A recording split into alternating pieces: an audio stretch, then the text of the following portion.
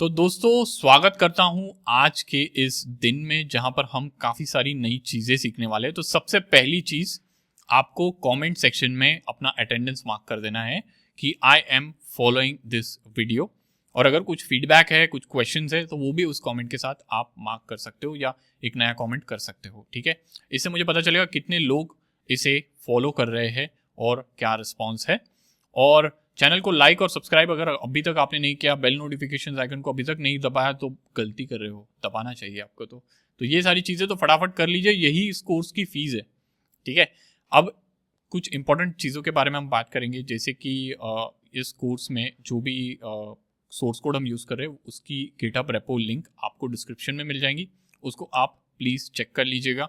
काफ़ी सारी मेहनत आपकी बच जाएगी टाइपिंग करने में, ये करने में। आप रेफरेंस कोड को रेफर ईजिली कर सकते हो और गिटहब कोड को इस्तेमाल करके बस यूज़ कर लिया ऐसे नहीं करना है, आपको खुद भी कोड करना है। तो जैसे मैं कर रहा हूँ कोड वीडियो में, वो देखकर आपको पैरेलली साथ में अपनी मशीन पर भी कोड करना है। इस बात का ज़रूर ध्यान रखिएगा, ये काफ़ी ज़रूरी है।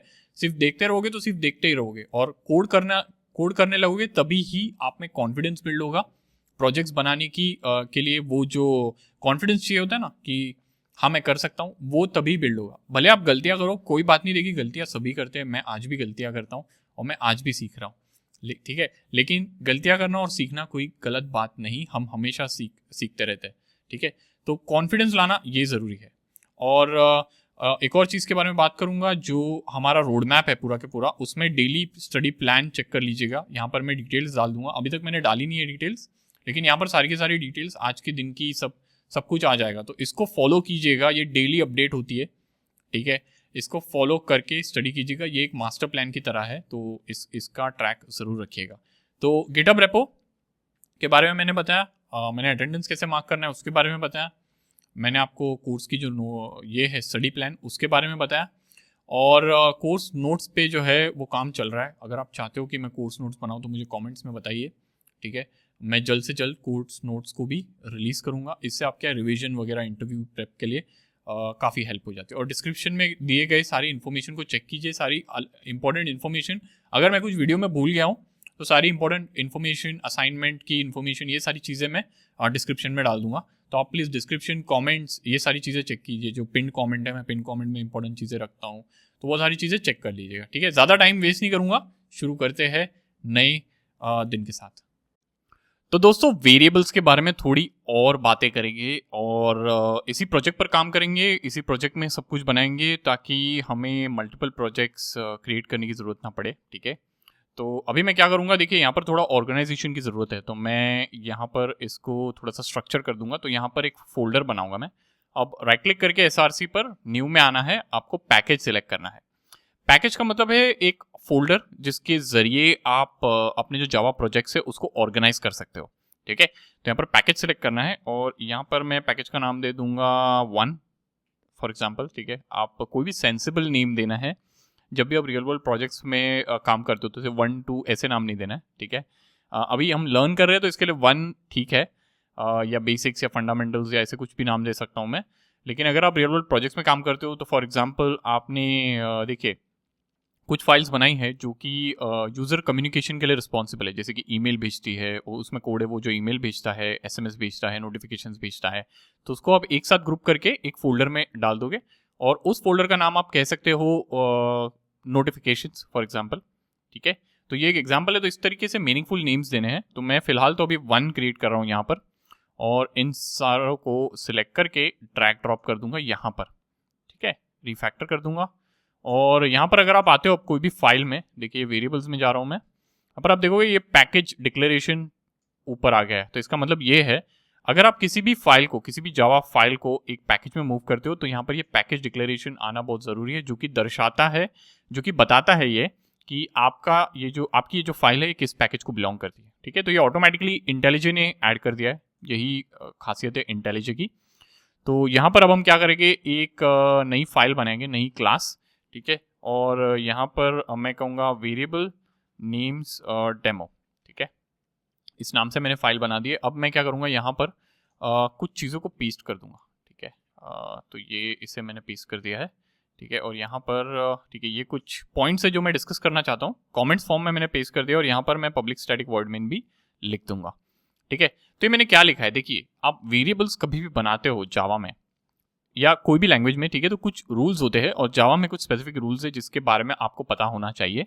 ठीक है, और ये रूल्स हमें गाइड करते हैं कि किस तरीके की नेमिंग देनी है हमें वेरिएबल्स को। देखिए सबसे पहले तो जावा एक केस सेंसिटिव लैंग्वेज है। ठीक है, तो अगर आप दो वेरिएबल्स बनाते हो, एज और दूसरे एज वेरिएबल में ए कैपिटल है, ये दोनों सेम नहीं है, ये दोनों अलग वेरिएबल्स है। ऐसा नहीं है कि आपने सेम नाम दे दिया लेकिन केस अलग रखी तो ये सेम वेरिएबल्स हो गया, ऐसा नहीं होता है। ये सेम वेरिएबल्स है, या सॉरी ये सेम वेरिएबल्स नहीं है, ये अलग वेरिएबल्स है, क्योंकि जावा एक केस सेंसिटिव लैंग्वेज है। ठीक है, तो वेरिएबल्स भी केस सेंसिटिव लैंग्वेज है। दूसरी चीज मैं कहना चाहूंगा यहाँ पर जो वेरिएबल नेम्स है वो लेटर से शुरुआत होनी चाहिए उसकी। ठीक है, या तो फिर अंडरस्कोर और dollar. Okay, but later preferred है, अंडरस्कोर और डॉलर से मतलब मैंने ज़्यादातर डेवलपर्स को क्रिएट करते हुए देखा नहीं है, तो ये प्रेफर्ड है नहीं। ठीक है, cannot start with A digit, तो डिजिट से आपको शुरुआत नहीं करनी है, ये अलाउड नहीं है। और स्पेसेस या स्पेशल सिंबल्स अलाउड नहीं है। ठीक है, वेरिएबल्स का नाम जो है वो एक जावा कीवर्ड नहीं होना चाहिए। तो जैसे कि जावा कीवर्ड्स जो होते हैं, जो जिसका एक इनबिल्ट डेफिनेशन होता है विद इन जावा, तो जैसे कि इंट, क्लास, फॉर, ये सारे कीवर्ड्स है।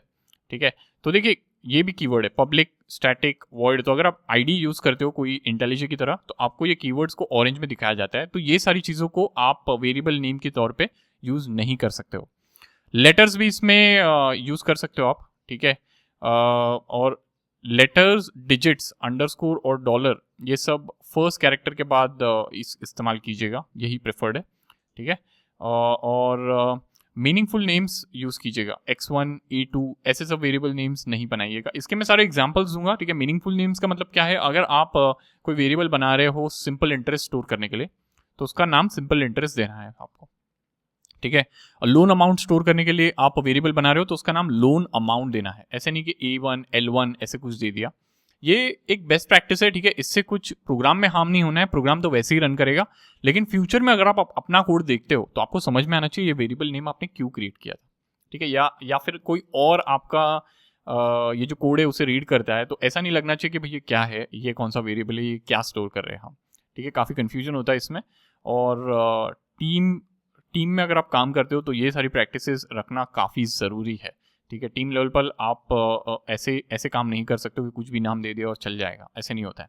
ठीक है, और देखिए ये नॉर्मल वेरिएबल्स जो है उसको लोअर कैमल केस में इस्तेमाल करना है। कैमल केस क्या होता है कि ये जो वर्ड है, ठीक है, इसका जो पहला लेटर है इसको आप कैपिटल्स में कर दोगे। देखिए ये कैमल केस, और पहला जो है इसको L स्मॉल में है। तो देखिए टोटल मार्क्स का जो T है वो स्मॉल में है, लेकिन जो दूसरा वर्ड है उसका M कैपिटल है।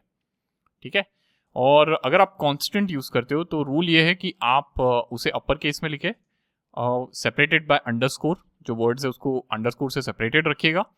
और अगर इस तरह का वेरिएबल आपको दिखता है तो इसका मतलब ये होता है कि जनरली ये कांस्टेंट है। ठीक है, अब नीचे स्क्रॉल कर लेते हैं और यहाँ पर मैं कुछ वेरिएबल नेम्स को ऐड करूंगा। ठीक है, मैं पूरा का पूरा टाइप नहीं कर रहा हूँ, थोड़ा टाइम को सेव करते हैं।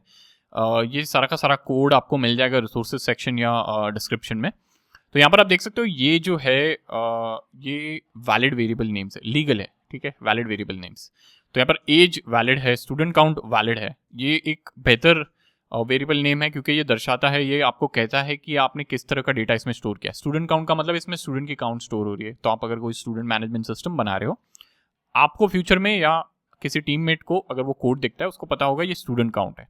ठीक है, स्कोर ये अलाउड है, लेकिन इस तरह का वेरिएबल जनरली कोई क्रिएट करता है नहीं, तो ये अलाउड है, ये जानना ज़रूरी है। अगर आपको इंटरव्यू में या किसी प्रकार के टेस्ट में आपको पूछा जाता है तो ये हेल्पफुल रहेगा।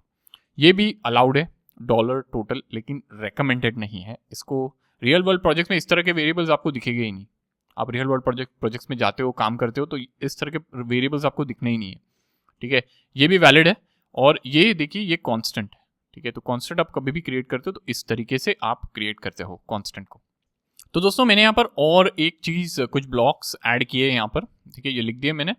तो इसकी मदद से हम क्या कर रहे हैं, कुछ जो वेरिएबल्स है उसको प्रिंट कर रहे हैं। अगर आप चाहते हो तो और वेरिएबल्स को भी प्रिंट कर सकते हो, आप इसको इस तरीके से रन कर सकते हो। और आपका आउटपुट जो है नॉर्मल तरीके से दिख जाएंगी। ठीक है, देखिए तो इन वेरिएबल्स को आप नॉर्मल तरीके से इस्तेमाल कर पा रहे हो। ठीक है, अब मैं यहाँ पर कुछ एग्जांपल्स ऐड करता हूँ जो कि है इनवैलिड वेरिएबल नेम्स। ठीक है, इनवैलिड वेरिएबल नेम्स, उसके भी एग्जांपल हम देखेंगे और हम ये भी देखेंगे किस तरह के एरर्स हमें आते हैं आईडीई में। तो दोस्तों ये देखिए यहाँ पर मैंने थोड़ा पेस्ट कर दिया है, यहाँ पर देखिए ये इनवैलिड वेरिएबल नेम है। ठीक है, तो अगर मैं इस कमेंट को हटाता हूँ, ठीक है, इस कमेंट को अगर मैं हटा देता हूँ, अच्छा ये ऐसे नहीं हटेगा, ये ऐसे हटेगा। ठीक है, तो देखिए सब जगह पर रेड मार्क्स आ गए, मुझे सब जगह पर रेड मार्क्स आ गए। ये एक वैलिड वेरिएबल नेम है नहीं है, क्योंकि ये रूल्स को फॉलो नहीं करता है। यहाँ पर देखिए डिजिट से स्टार्ट हो रहा है, अगर मैं 2 को हटा दूँ तो ये वैलिड वेरिएबल नेम है, लेकिन मैंने यहाँ पर 2 डाला हुआ है स्टार्टिंग में, तो यहाँ पर रूल्स देखिए आप। ठीक है, ये जो है it can not start with a digit, तो डिजिट से आप स्टार्ट नहीं कर सकते। स्टूडेंट हाइफन काउंट आप नहीं यूज कर सकते, क्योंकि स्टूडेंट आप हाइफन का इस्तेमाल कर ही नहीं सकते। ठीक है, ये चीज़ें अलाउड है, आप हाइफन का इस्तेमाल नहीं कर सकते हो। अगर हाइफन के बजाय मुझे सेपरेटर डालना है तो मैं अंडरस्कोर का इस्तेमाल करूंगा, लेकिन ये कन्वेंशन है नहीं, ये कन्वेंशन है नहीं। जावा में वेरिएबल्स इस तरीके से इस्तेमाल किए जाते हैं, स्टूडेंट और फिर काउंट, इस तरीके से। अब ये मुझे एरर मिल रही है यहाँ पर, क्योंकि स्टूडेंट काउंट नाम का वेरिएबल ऑलरेडी डिफाइंड है, मैं क्रिएट कर चुका हूँ यहाँ पर, देखिए तो ये एरर मिल रही है, लेकिन मैं इसको कंट्रोल सेट कर देता हूँ। ठीक है, इस तरीके से, तो ये अलाउड नहीं है। टोटल स्पेस मार्क्स, ये तो बिल्कुल अलाउड नहीं है, क्योंकि स्पेस आप डाल नहीं सकते हो। यहाँ पर देखिए फॉर का इस्तेमाल किया है, फॉर एक कीवर्ड है, तो ये भी अलाउड नहीं है। @rate, ये @ भी अलाउड नहीं है। ठीक है, और क्लास ये एक कीवर्ड है, ये रिजर्व कीवर्ड है, तो फिर से आप रिजर्व कीवर्ड का इस्तेमाल कर रहे हो। तो जैसे फॉर को आपको एरर आई थी, फॉर इस्तेमाल करने पर क्लास में भी आपको ऐसी एरर आ रही है। ठीक है, तो ऑरेंज कलर के जो मार्किंग्स है, ये जो कीवर्ड्स, इनका आप इस्तेमाल नहीं कर सकते हो वेरिएबल्स को डिक्लेयर करने में। ठीक है, तो ये बात आपको समझ जानी है। अब यहाँ पर मैं एक और एग्जांपल ऐड करूंगा जो कि हमें केस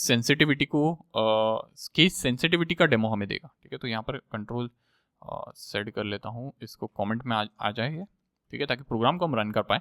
और ये जो एग्जांपल है देखिए, यहाँ पर मैंने 2 वेरिएबल्स क्रिएट किए हैं सेम नेम से, लेकिन यहाँ पर डिफरेंस सिर्फ ये है कि यहाँ पर नंबर पूरा स्मॉलर केस में है और यहाँ पर n कैपिटल है। ठीक है, और यहाँ पर देखिए आपको इस तरीके का आउटपुट मिलेगा। ठीक है, और यहाँ पर आप देख सकते हो ये कोई एरर भी नहीं दे रहा है, तो ये दोनों अलग वेरिएबल्स है। और अगर मैं इसे रन करता हूँ, आप देखोगे यहाँ पर 10 और 20 दोनों मुझे प्रिंटेड दिख रहे हैं। तो ये जो वेरिएबल्स है, इन दोनों वेरिएबल्स को अलग तरीके से जावा ट्रीट कर रहा है। ठीक है, तो यही है कुछ रूल्स जो आपको ध्यान में रखने हैं।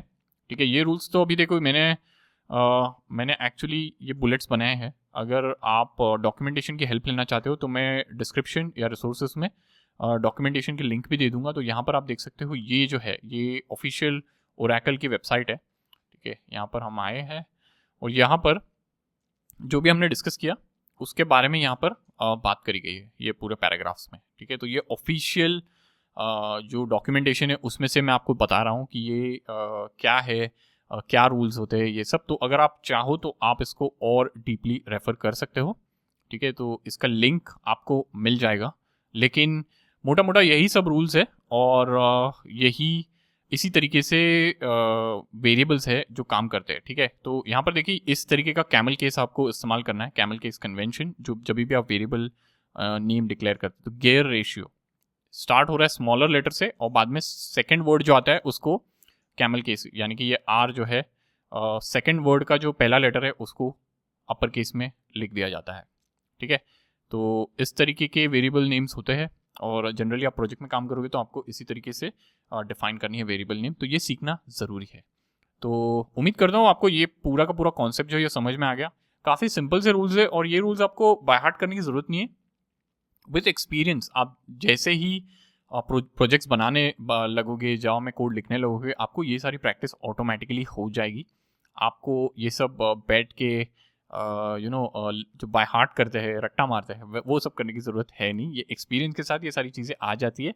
तो कोशिश कीजिएगा कि एक्सपीरियंस के साथ आप सीखो। ठीक है, लर्न करके नहीं। ठीक है, तो उम्मीद करता हूँ कि आपको ये सब समझ में आ गया और काफ़ी हेल्पफुल रहा है।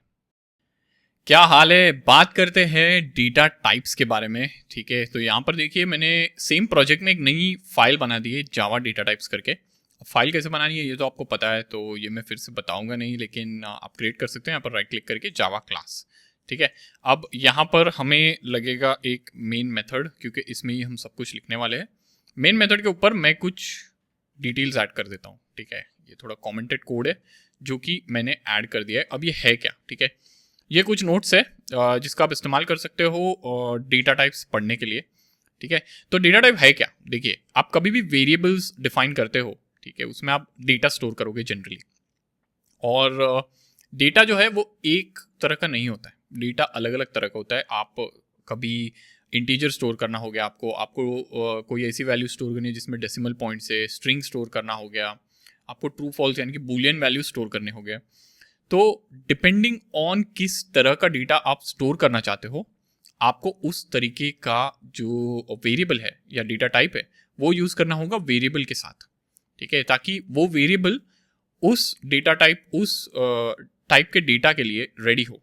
ठीक है, तो देखिए ये जो डेफिनेशन है यहाँ पर लिखा हुआ है, a data type defines what kind of data a variable can store. और यहाँ पर आप देख सकते हो एग्जाम्पल। ठीक है, तो यहाँ पर ये वेरिएबल आप बना रहे हो और इसको इनिशियलाइज कर रहे हो 25 से। ठीक है, वेरिएबल नेम है क्या है? एज। और डेटा टाइप क्या है? इंटीजर, INT, जो कि है इंटीजर। और दूसरा एग्जाम्पल भी यहाँ पर दिया गया है जो कि स्ट्रिंग का, यहाँ पर मैं नेम बना रहा हूँ स्ट्रिंग, और ये एक टेक्स्ट है। ठीक है, तो ये यहाँ पर मैं कह रहा हूँ स्ट्रिंग चाहिए मुझे, नेम का जो डेटा टाइप है वो, और उसमें हम स्ट्रिंग स्टोर कर रहे हैं। ठीक है, तो ये एक हिसाब से होता क्या है, देखिए आप कभी भी डेटा टाइप डिफाइन करते हो ना, तो उसके लिए अप्रोप्रिएट मेमोरी ब्लॉक अलोकेट होता है बिहाइंड द सीन्स। ये आपको पता नहीं होता है, लेकिन मेमोरी ब्लॉक अलोकेट होता है।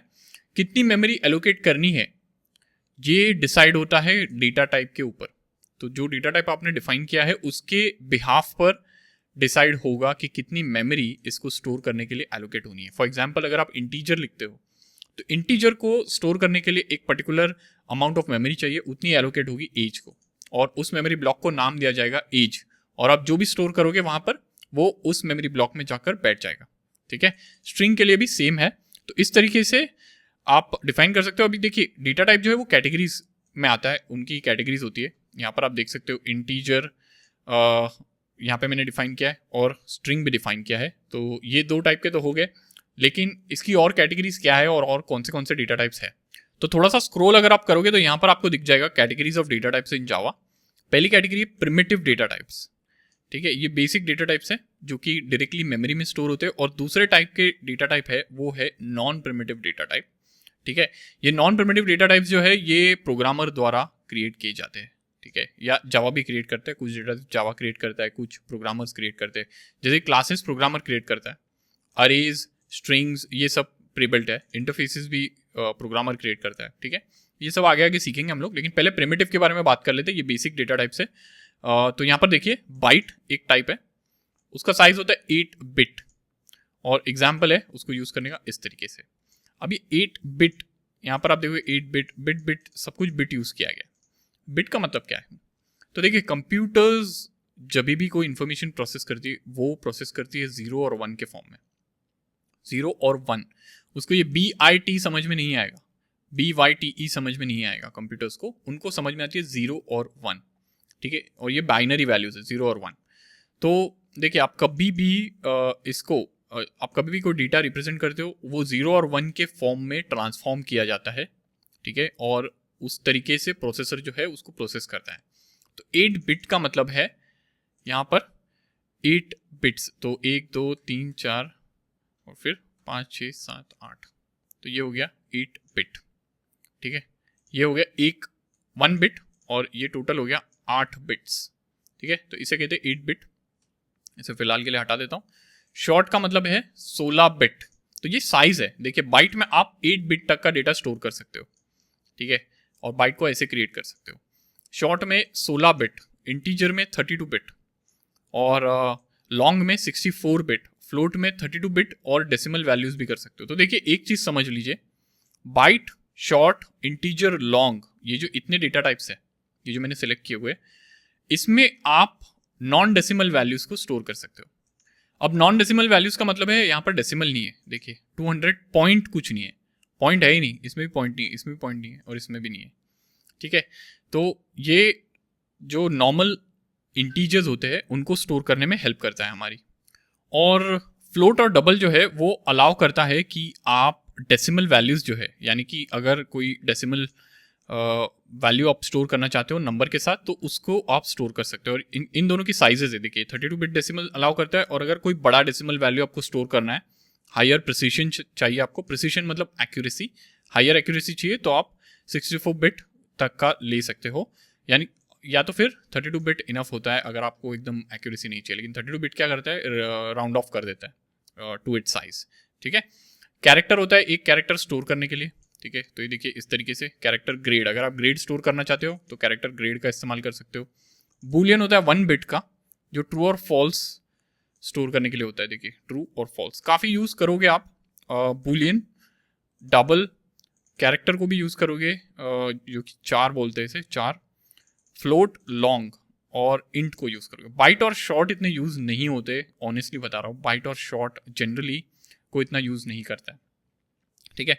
अब बाइट और शॉर्ट एग्जिस्ट क्यों करते हैं, देखिए आप कभी कोई ऐसे सिस्टम पर काम करते हो जहाँ पर मेमोरी काफ़ी कम है, जैसे कि कोई ऐसा प्रोसेसर हो गया जहाँ पर मेमोरी काफ़ी कम है और आप जावा का इस्तेमाल कर रहे हो, कोई ऐसा डिवाइस है, तो वहाँ पर मेमोरी सेव करने के लिए अगर आपको पता है नंबर एक लिमिट के बियॉन्ड नहीं जाने वाला है, तो आप वहाँ पर बाइट का इस्तेमाल कर सकते हो। ठीक है।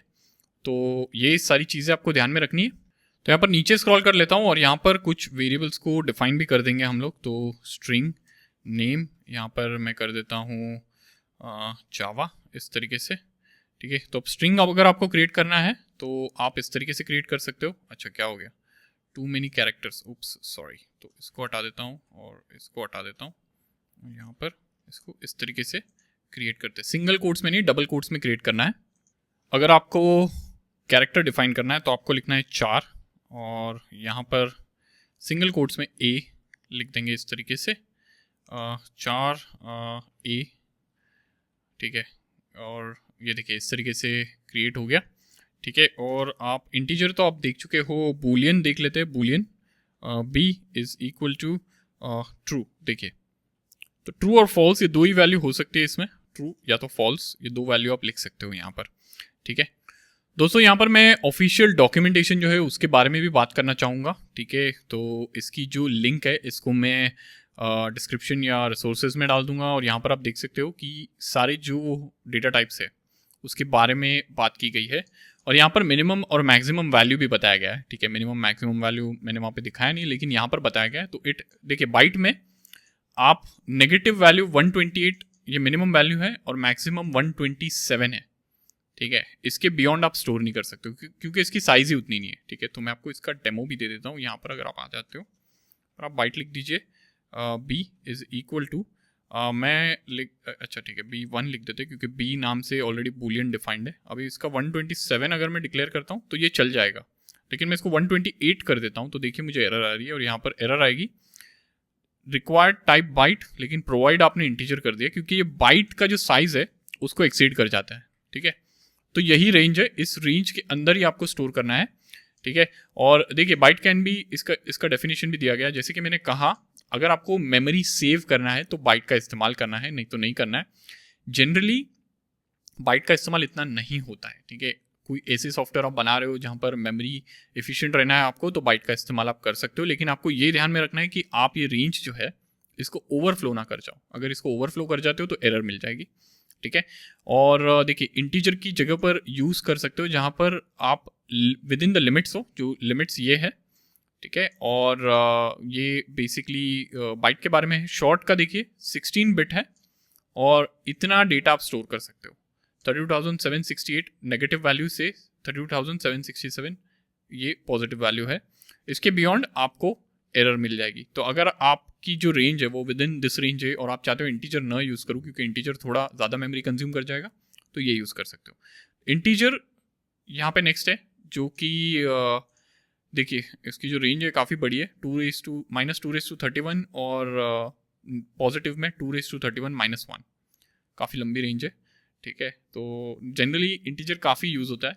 और अगर आपको बड़ी रेंज चाहिए, आपको बहुत बड़ा डेटा स्टोर करना है, जैसे कि स्पीड ऑफ लाइट स्टोर करने फॉर एग्जांपल, ठीक है, तो ये काफ़ी लंबी वैल्यू हो जाती है और इसके लिए इंटीजर शायद सफिशिएंट ना हो, तो इसके लिए लॉन्ग का इस्तेमाल करें, क्योंकि लॉन्ग की जो रेंज है वो काफ़ी बड़ी है, आप देख सकते हो 2:63, यहाँ पे 2:31 है। 2:63 जो भी नंबर आता है काफ़ी बड़ा नंबर है, मैं बता नहीं पाऊंगा आपको, लेकिन काफ़ी बड़ा नंबर होता है और लॉन्ग को इस्तेमाल किया जाता है वहाँ पर। फ्लोट तो देखिए ये 32 बिट डेसिमल वैल्यूज़ के लिए स्टोर किया जाता है, यूज़ किया जाता है, और डबल भी उसी के लिए, लेकिन 64 बिट। तो डबल की जो आउटपुट है वो आपको थोड़ा प्रिसीशन विद प्रिसीशन मिलेगा, ठीक है। और डेसिमल वैल्यूज़ के लिए डबल का इस्तेमाल ज़्यादा किया जाता है, फ्लोट भी यूज़ करते हैं लेकिन डबल का इस्तेमाल ज़्यादा किया जाता है। और बूलियन तो चलो आपको पता ही है, ट्रू और फॉल्स, तो बूलियन का इस्तेमाल काफ़ी होता है, लाइक कंडीशंस वगैरह आप लिखते हो सॉफ्टवेयर में, तो बूलियंस का इस्तेमाल काफ़ी होता है, और काफ़ी सिर्फ 2 ही वैल्यूज़ रहती है इसमें, ट्रू या तो फॉल्स। और 4 जो है ये ऐसा डेटा टाइप है जो single bit 16 bit Unicode character को स्टोर करता है, ठीक है। तो देखिए यूनिकोड कैरेक्टर इस तरीके का रिप्रेजेंटेशन है, इस तरीके का। तो अगर आप यहाँ पे आते हैं यूनिकोड चार्ट पे जाते हैं यहाँ पर, ठीक है, ये देखिए यूनिकोड कैरेक्टर का चार्ट है ये। तो अच्छा ये वाला चार्ट जो है, ये वाला चार्ट नहीं, यूनिकोड चार्ट यहाँ पर आ जाते, अच्छा ये वाला चार्ट है देखिए। तो ये सारे यूनिकोड कैरेक्टर्स है इसकी, और यहाँ पर आप देख सकते हो। अभी मैं सपोज किस में जाना है हमें,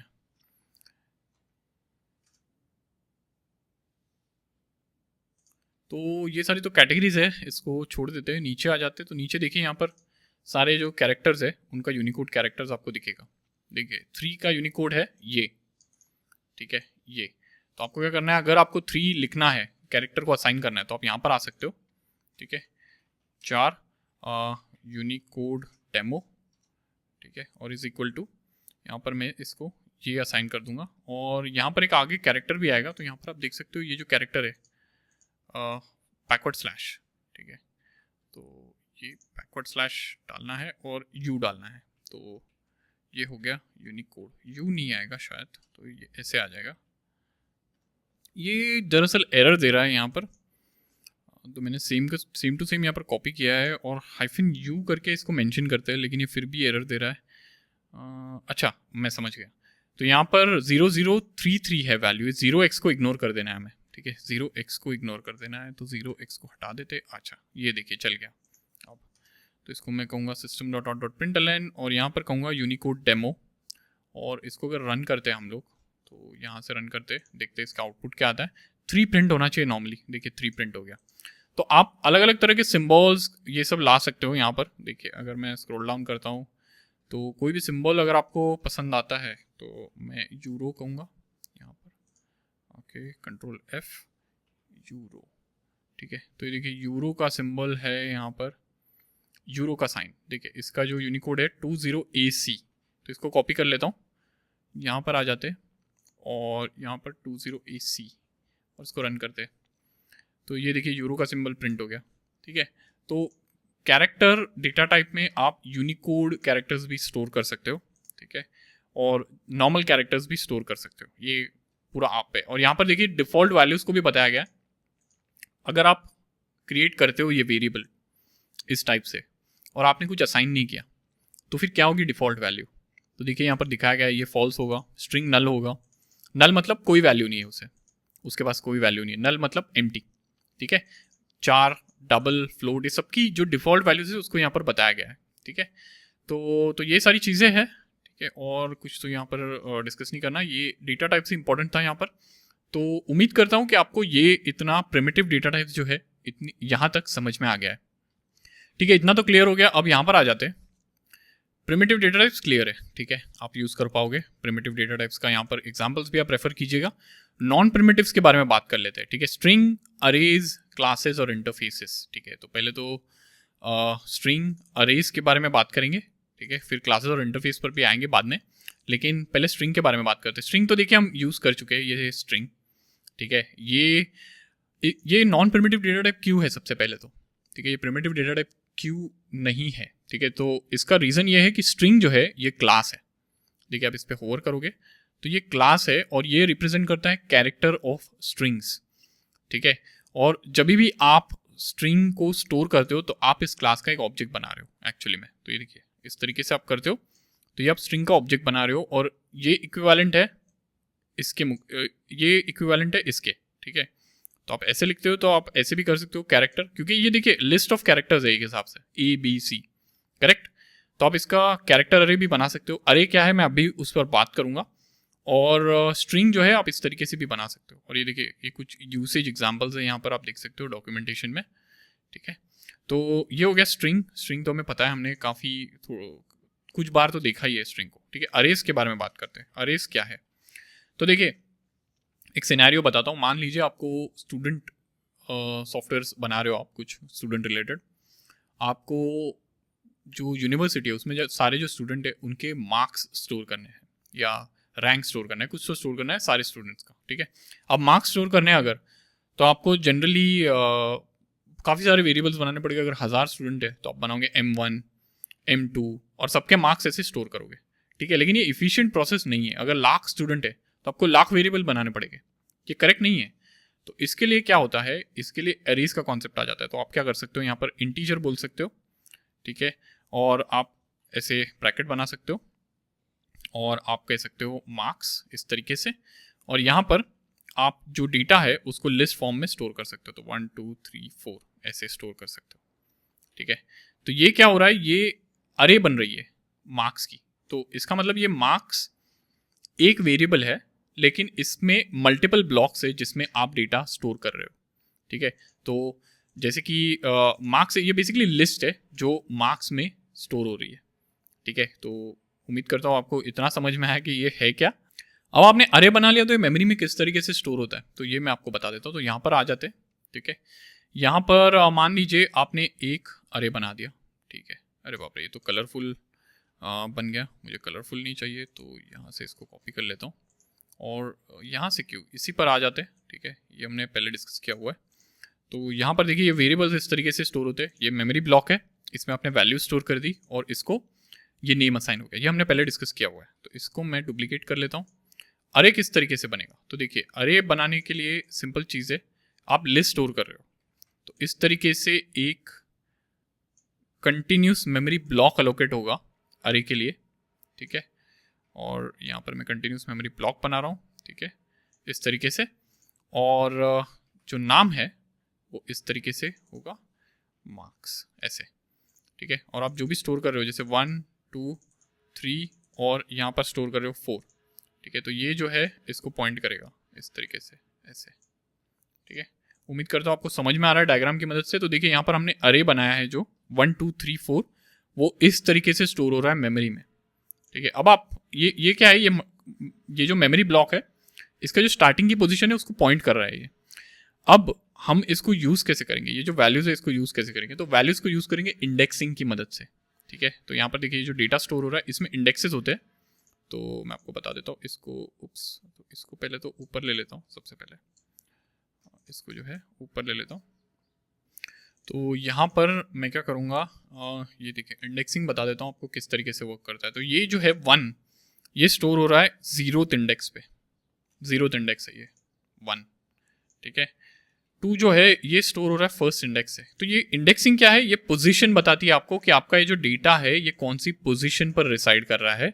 तो देखिए 0 से स्टार्ट होता है ये और ये इंक्रीज हो के जहाँ तक आप स्टोर कर रहे हो, जो लेंथ है आपके अरे की लेंथ होती है दोस्तों, वहाँ तक ये जा रहा है, ठीक है। तो इस तरीके से 0 1 2 और 3, ठीक है। तो 1 जो है ये 0th इंडेक्स पे है और आप इसको एक्सेस कैसे करोगे, तो यहाँ पर आपको आना है, आप यहाँ पर बोलोगे system.out.println और आप कहोगे मार्क्स और यहाँ पर आप कहोगे 0। और अगर आप इसको रन करते हो तो आपको दिखेगा 0th इंडेक्स पे 1 है तो 1 दिखेगा आपको, ठीक है। अगर आप इसको डुप्लीकेट करते हो तो कंट्रोल डी की मदद से मैंने लाइन को डुप्लीकेट कर दिया, इसको 1 करोगे तो ये हो गया 2, देखिए। अगर आप यहाँ पे 5 करोगे, 5 है क्या इसमें, 5 नहीं है क्योंकि इसकी जो पोजीशन है वो 3 तक ही जाती है, ठीक है। 4 भी नहीं है, इनफैक्ट मैं 4 भी अगर ट्राई करूँ तो मुझे यहाँ पर एरर आ जाएगी। तो अगर मैं इसको रन करता हूँ तो देखिए एरर आ गई, इंडेक्स आउट ऑफ बाउंड। अरे इंडेक्स आउट ऑफ बाउंड, इसका मतलब इंडेक्स की जो पोजीशन है वो आप 4 एक्सेस करना चाह रहे हो लेकिन जो लेंथ है वो 4 है, लेंथ 4 है। इसका मतलब जो इंडेक्स की जो मैक्स वैल्यू है वो होगी 3 तक, करेक्ट, क्योंकि 0 से इंडेक्सिंग स्टार्ट होती है। तो ये सारी चीज़ें आपको समझनी ज़रूरी है, ठीक है। तो इतना हो चुका है ये, आई होप कि इतनी चीज़ें क्लियर है अरेज के बारे में, ये किस तरीके से अरेज का हम कब यूज़ करते हैं, अगर आपको लिस्ट ऑफ वैल्यू स्टोर करनी है of same data type, list of values of same data type, और बीच में आप यहाँ पर फ्लोट नहीं डाल सकते हो, 3.3 नहीं कर सकते हो, ठीक है, फ्लोट कर ही नहीं सकते हो।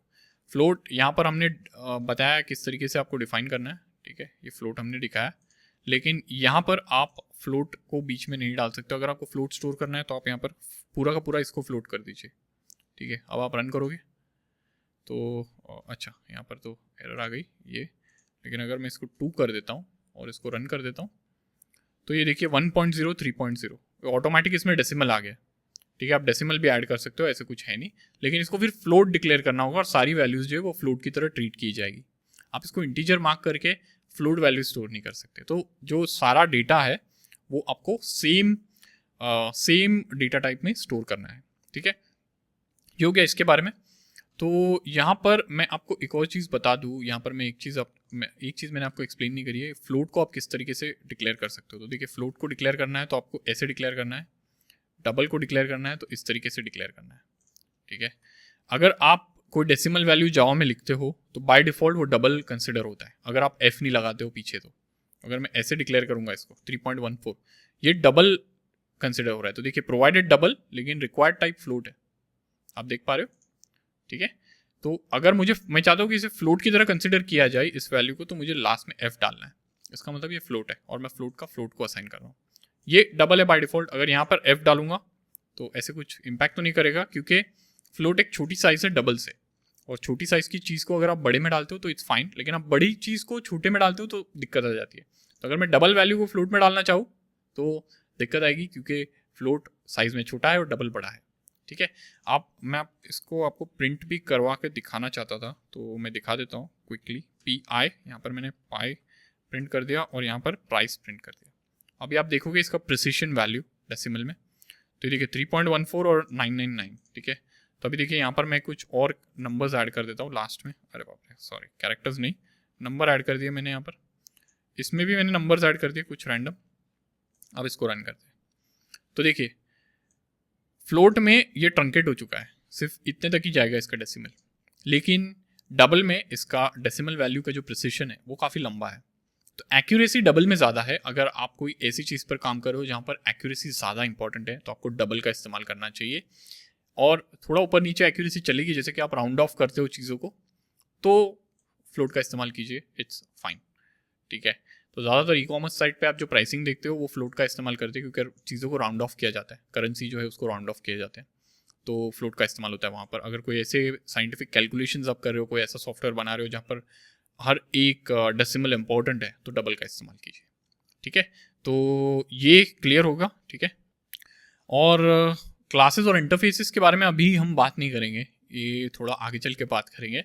अभी के लिए इसको इतना तो बस ध्यान रखिए, क्लासेस और इंटरफेस करके कुछ कॉन्सेप्ट होते हैं जो कस्टम डेटा टाइप्स में आते हैं, ठीक है। तो ये इतना आई थिंक सही है, ठीक है। और आई थिंक मैंने सब कुछ कवर तो कर ही लिया है जो पॉइंटर्स मैंने लिखे थे, और कुछ दिक्कत तो होनी नहीं चाहिए, ठीक है। तो आशा करता हूँ उम्मीद करता हूँ कि आपको ये पूरा समझ में आ गया है कि डेटा टाइप्स क्या है, किस तरह के डेटा टाइप्स है, और सही इन्फॉर्मेशन आपको ओरेकल की वेबसाइट पे कहाँ मिलेगी, ये सारी चीज़ें आपको कवर हो चुकी है, ठीक है। तो उम्मीद करता हूँ ये हेल्पफुल रहा है। तो दोस्तों, बात करते हैं कंट्रोल फ्लो के बारे में और समझते हैं ये क्या है, इसमें किस किस तरह के स्टेटमेंट्स आते हैं, आप इनको किस तरीके से इस्तेमाल कर सकते हैं, ठीक है। तो यहाँ पर मैं थोड़ा सा कमेंटेड जो डॉक्यूमेंटेशन है वो थोड़ा ऐड करते हो। डॉक्यूमेंटेशन नहीं कहूँगा, ये थोड़ा थ्योरी टाइप से, थोड़ा एक्सप्लेनेशन के लिए, और मैं किसी एक्सटर्नल टूल पे स्विच नहीं होना चाहता, आईडी में सब कुछ रखना चाहता हूँ, ठीक है। ये आपके लिए भी बेनिफिशियल रहेगा नोट्स के तौर पे। तो कंट्रोल फ्लो है क्या, देखिए, आप कभी भी यहाँ पर डेफिनेशन अगर आप देख लेते हो तो control flow means how your program execute statements based on conditions और लूप्स, ठीक है। अब इसको थोड़ा समझाता हूँ मैं आपको आसान शब्दों में। तो देखिए, आप कभी प्रोग्राम एग्जीक्यूट करते हो, आपका प्रोग्राम कैसे एग्जीक्यूट होता है, एक लीनियर फैशन में एग्जीक्यूट होता है, यानी कि लाइन नंबर 1 से स्टार्ट होगा और लाइन नंबर, अगर 10 लाइन का कोड है तो लाइन नंबर 10 तक एग्जीक्यूट होगा एक लाइन में, ठीक है। अब जनरली सॉफ्टवेयर डेवलपमेंट करते वक्त आपको ये जो लीनियर फ्लो ऑफ एग्जीक्यूशन है इसको ब्रेक करने की जरूरत पड़ सकती है, ठीक है। जैसे कि एग्जांपल दे दूं तो मान लीजिए आप एक बैंकिंग एप्लीकेशन पे काम कर रहे हो जहां पर केवल सिर्फ जो लोग 18 साल से ओल्डर है, यानी कि 18 साल मिनिमम जिनकी एज है, उन्हीं को अलाउ कर रहे हो आप बैंक अकाउंट ओपन करने के लिए। तो आप क्या करोगे, आपको यहाँ पर बैंक अकाउंट ओपन करने का जो कोड है, ठीक है, वहाँ पर पहले आपको चेक करना होगा कि ये जो पर्सन है उसकी एज क्या है। अगर age within the limits है, यानी कि 18 के ऊपर है, तो आप बैंकिंग ये जो बैंक अकाउंट है उसको ओपन करने के लिए अलाउ करोगे। नहीं तो आप क्या कहोगे, उसको एक मैसेज दिखा दोगे कि भाई अलाउड नहीं है, sorry you are not eligible. ठीक है, तो यहाँ पर आप क्या कर रहे हो, एक जो लीनियर फैशन है जो एग्जीक्यूशन का, उसको ब्रेक कर रहे हो। ठीक है, और ये ब्रेक करने की ज़रूरत आपको अक्सर पड़ेगी। ये जब भी आप सॉफ्टवेयर्स बनाते हो आपको अक्सर ज़रूरत पड़ेगी, और इसीलिए ये टॉपिक जो है ये काफ़ी इंपॉर्टेंट माना जाता है, कंट्रोल फ्लो। ठीक है, तो देखिए, instead of running the code line by line blindly, you can tell Java to do or execute a particular line of code when something is true. तो तभी उस लाइन को एग्जीक्यूट कीजिए। एक पर्टिकुलर सेट ऑफ लाइंस आप ऐसे define कर सकते हो कि इन लाइन को जावा तभी एग्जीक्यूट करेगा जब एक पर्टिकुलर कंडीशन ट्रू हो। ठीक है, या तो फिर आप कुछ लाइंस को रिपीट करते रह सकते हो जब तक कोई एक चीज चेंज ना हो। ठीक है, या तो फिर आप मल्टीपल पाथ में से कोई एक पाथ चूज करते हो। तो ये सारी चीजें हैं जो आप कर सकते हो। अगर आपको ये समझ में नहीं आया कोई बात नहीं, जब आप कोड लिखोगे तब मैं आपको और बेटर तरीके से समझाऊंगा। लेकिन कंट्रोल फ्लो का मतलब ये समझ लीजिए कि आपका जो प्रोग्राम का एग्जीक्यूशन फ्लो है लीनियर फैशन में, उसको आप ब्रेक करके अपने रिक्वायरमेंट के हिसाब से, कंडीशंस के बेसिस पे, लूप्स के बेसिस पे आप प्रोग्राम को चला रहे हो। ठीक है, ये कैसे काम करेगा ये भी मैं आपको बताऊंगा। ठीक है, अब यहाँ पर देखिए कंट्रोल फ्लो की जो टाइप्स है जावा में, वो 3 टाइप है। पहले तो डिसीजन मेकिंग, आप डिसीजन बनाना चाहते हो, जैसे कि मैंने आपको एग्जांपल दिया कि 18 ईयर्स अबव है तो ही आप बैंक अकाउंट ओपन करना चाहोगे, तो ये डिसीजन हो गया है 18 ईयर्स के अबव है या नहीं। ठीक है, तो इफ एल्स और स्विच स्टेटमेंट की मदद से आप ये सब कर सकते हो, डिसीजन मेकिंग, डिसीजन ले सकते हो अपने कोड में। ये अलग अलग स्टेटमेंट्स है, इन सभी को एक साथ कैसे लिखना है, अलग अलग कैसे लिखना है, ये सब सारी चीजें मैं बताऊंगा। ठीक है, इफ एल्सिफ और एल्स ये एक साथ इस्तेमाल किया जाता है और स्विच को अलग से इस्तेमाल किया जाता है। फिर आता है लूप्स वाली बात। तो आप एक पर्टिकुलर सेट ऑफ लाइंस को बार बार दोहराना चाहते हो, बार बार एग्जीक्यूट करना चाहते हो। फॉर एग्जाम्पल, मान लीजिए आपको एक मैसेज भेजना है, आपको एक मैसेज प्रिंट करना है 10 टाइम, या आपको कुछ कैलकुलेट करना है 10 बार। तो आप 10 बार कोड थोड़ी लिखोगे, आप एक बार लिखो और उसको 10 बार रिपीट करो। तो ये रिपीटेशन जो है ये इन स्टेटमेंट्स की मदद से आता है। ठीक है, इसके बारे में भी हम बात करेंगे। जंप स्टेटमेंट भी होते हैं, जैसे कि अगर कोई कंडीशन मैच हो जाती है तो आप जो प्रोग्राम का कंट्रोल फ्लो है उसको ब्रेक करना चाहते हो, तो ब्रेक और कंटिन्यू आता है उसमें। ठीक है, तो बात करते हैं इन सभी के बारे में। ठीक है, शुरुआत करेंगे इफ एल्स के साथ। तो यहाँ पर आ जाता हूँ। ठीक है, यहाँ पर मैं मेन मेथड एक बना लेता हूँ, ये मेन मेथड हो गया हमारा। ठीक है, और यहाँ पर हम बात करेंगे इफ एल्स। ठीक है, इफ एल्स से पहले हम सिर्फ इफ की बात करेंगे, फिर एल्स को इंट्रोड्यूस करेंगे, फिर एलिफ को देखेंगे, सारी चीजें देखेंगे। ठीक है, तो देखिए, सबसे पहले तो मैं कहूँगा हमारा जो एग्जांपल ले लीजिए। ठीक है, इंटीजर एज, मान लीजिए आपके पास एज है एक यूजर की, अगर उसकी एज 18 के अबव है तो ही आप उसको बैंक अकाउंट ओपन करने देना चाहते हो। तो आप क्या करोगे, यहाँ पर लिखोगे इफ स्टेटमेंट। ठीक है, आप कहोगे सिस्टम नहीं, आप यहाँ पर कहोगे इफ एज। तो आपको क्या चेक करना है, एज 18 से ज़्यादा है या नहीं। ठीक है, तो एज 18 से ज़्यादा है तो आप कहना चाहते हो वेलकम टू आवर बैंक।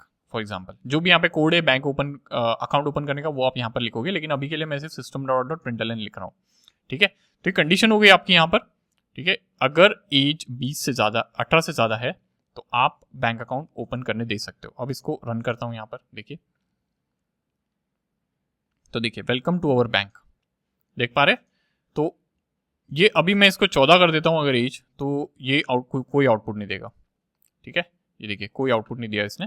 तो यहां पर जो कोड आप लिख रहे हो इस स्टेटमेंट में, ये कंडीशन ट्रू होने पर ही एग्जीक्यूट होगा, और कंडीशन यहां पर ये है एज इज ग्रेटर देन 18। ठीक है, एज इज ग्रेटर देन 18, ये कंडीशन को इवेल्युएट किया जाता है बूलियन में। ठीक है, तो एज ग्रेटर देन 18 है या नहीं, ट्रू, तो वो होने पर यहाँ पर उसको जो बूलियन वैल्यू है उसको सब्स्टिट्यूट किया जाता है। फॉर एग्जांपल, यहाँ पर ये जो कंडीशन है ये सेटिस्फाई नहीं हुई तो यहाँ पर फॉल्स आ जाएगा। ठीक है, ये इंटरनली होता है, हम नहीं करते ये, हम सिर्फ कंडीशन लिख के छोड़ देते हैं। और system.out.println जो भी कोड हमने लिखा है वो ब्रेसेस के अंदर लिखना है आपको, और वो एग्जीक्यूट हो जाएगा। अब एक ही लाइन की कोड है अगर, तो आपको ये कर्ली ब्रेसेस लगाने की कोई ज़रूरत नहीं है। अगर मल्टीपल लाइन की कोड है तो आपको कर्ली ब्रेसेस लगाने की ज़रूरत है। तो कर्ली ब्रेसेस जनरली एक अच्छा प्रैक्टिस माना जाता है, ताकि पता रहे कि अच्छा ये इस स्टेटमेंट के अंदर है। तो रेकमेंडेड यही है कि कर्ली ब्रेसेस को स्किप ना कीजिए, लेकिन अगर आपको कोई कोड दिखता है बिना कर्ली ब्रेसेस का, तो इसका मतलब वो सिर्फ एक लाइन लिखी गई है इस स्टेटमेंट को कंसिडर करने के लिए। ठीक है, तो ये हो गया इफ स्टेटमेंट। अब एल्स क्या होता है, तो देखिए ये अगर कंडीशन ट्रू होती है तो ये एग्जीक्यूट करो, लेकिन फॉल्स हो गई तो फॉल्स हो गई तो भी आपको एक फॉल बैक मेथड चाहिए, राइट। तो यहाँ पर एल्स स्टेटमेंट आएगा। अभी फिलहाल फॉल्स होने पर कुछ नहीं हो रहा है, करेक्ट, यूजर को कुछ नहीं दिख रहा है। तो try again when U turn 18, ये एग्जांपल दे रहा हूँ, try again when U turn 18। तो अगर ये 18 ईयर्स का नहीं है तो उसे ये मैसेज आ जाएगा। तो फिलहाल अभी कोई मैसेज नहीं आ रहा था, हमें कोई आउटपुट नहीं आ रहा था।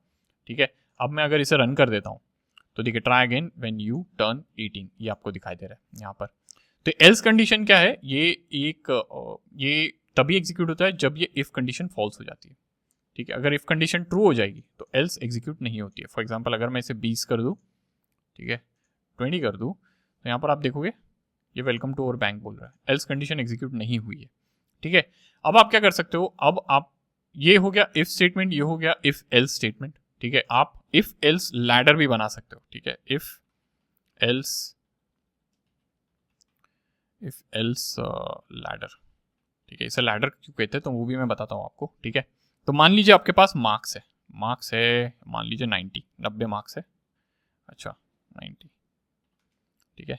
अब यहाँ पर मार्क्स, अगर मार्क्स ग्रेटर देन मान लीजिए ग्रेटर देन 90 है तो आप कुछ कहना चाहते हो।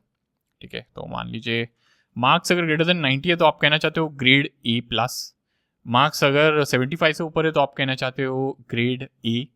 अगर 60 से ऊपर है आप कहना चाहते हो ग्रेड बी, और उसके नीचे है तो कहना चाहते हो ग्रेड एफ। तो इस तरीके का अगर आपको लिखना है तो आपको मल्टीपल इफ स्टेटमेंट्स लिखने पड़ेंगे।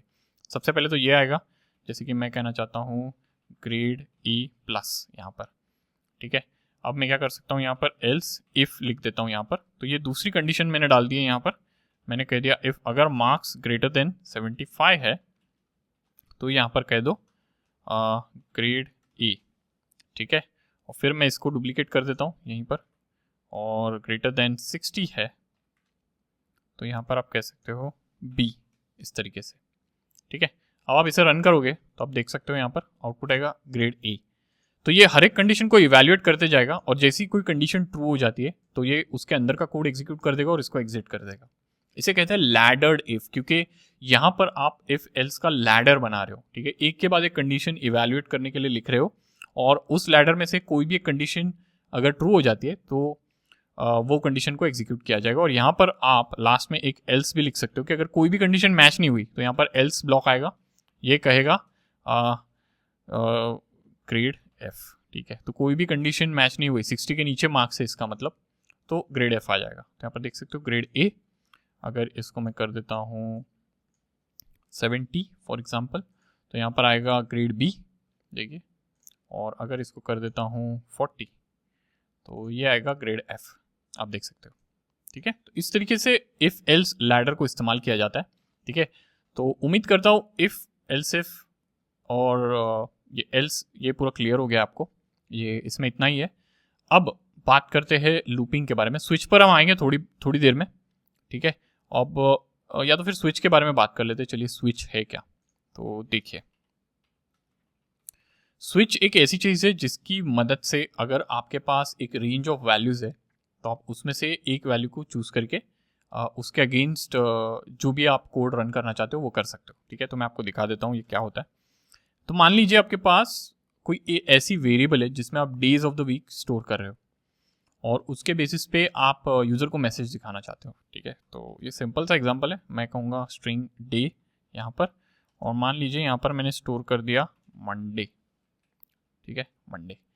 तो मैं कहूँगा स्विच, और स्विच डे की बेसिस पे मैं क्या करूँगा यहाँ पर लिख दूंगा केस। ठीक है, और केस आप जब भी लिखते हो तो यहाँ पर वैल्यू भी लिखनी है कि कौन सी वैल्यू का केस है। तो मान लीजिए मैं मंडे के लिए लिखना चाहता हूँ मंडे। ठीक है, और यहाँ पर लिख दूंगा सिस्टम डॉट डॉट डॉट, अच्छा ये ऐसे नहीं आएगा, ये आएगा एरो के फॉर्म में, और यहाँ पर लिखना है system dot dot println start of the week, इस तरीके से। ठीक है, तो ये क्या कर रहा है, देखिए ये सिंटैक्स है, स्विच डे, ये वेरिएबल को इवैल्यूएट करना है, और यहाँ पे मल्टीपल केसेस हो गए। अभी यहाँ पे ये मंडे अगर होता है ये, तो ये केस क्या करता है, ये वेरिएबल की जो वैल्यू है उसको मैच करता है। ठीक है, तो अगर ये डे की वैल्यू मंडे है तो ये एग्जीक्यूट हो जाएगा। ठीक है, अगर इसको डुप्लीकेट कर देते हो तो यहाँ पर आप लिख सकते हो फ्राइडे, और यहाँ पर लिखना है last day of the week, last day of the week. ठीक है, और अगर यहाँ पर डिफ़ॉल्ट, तो देखिए डिफ़ॉल्ट लिख सकते हो आप, तो ये केस नहीं होगा, ये होगा default, default enjoy the weekend.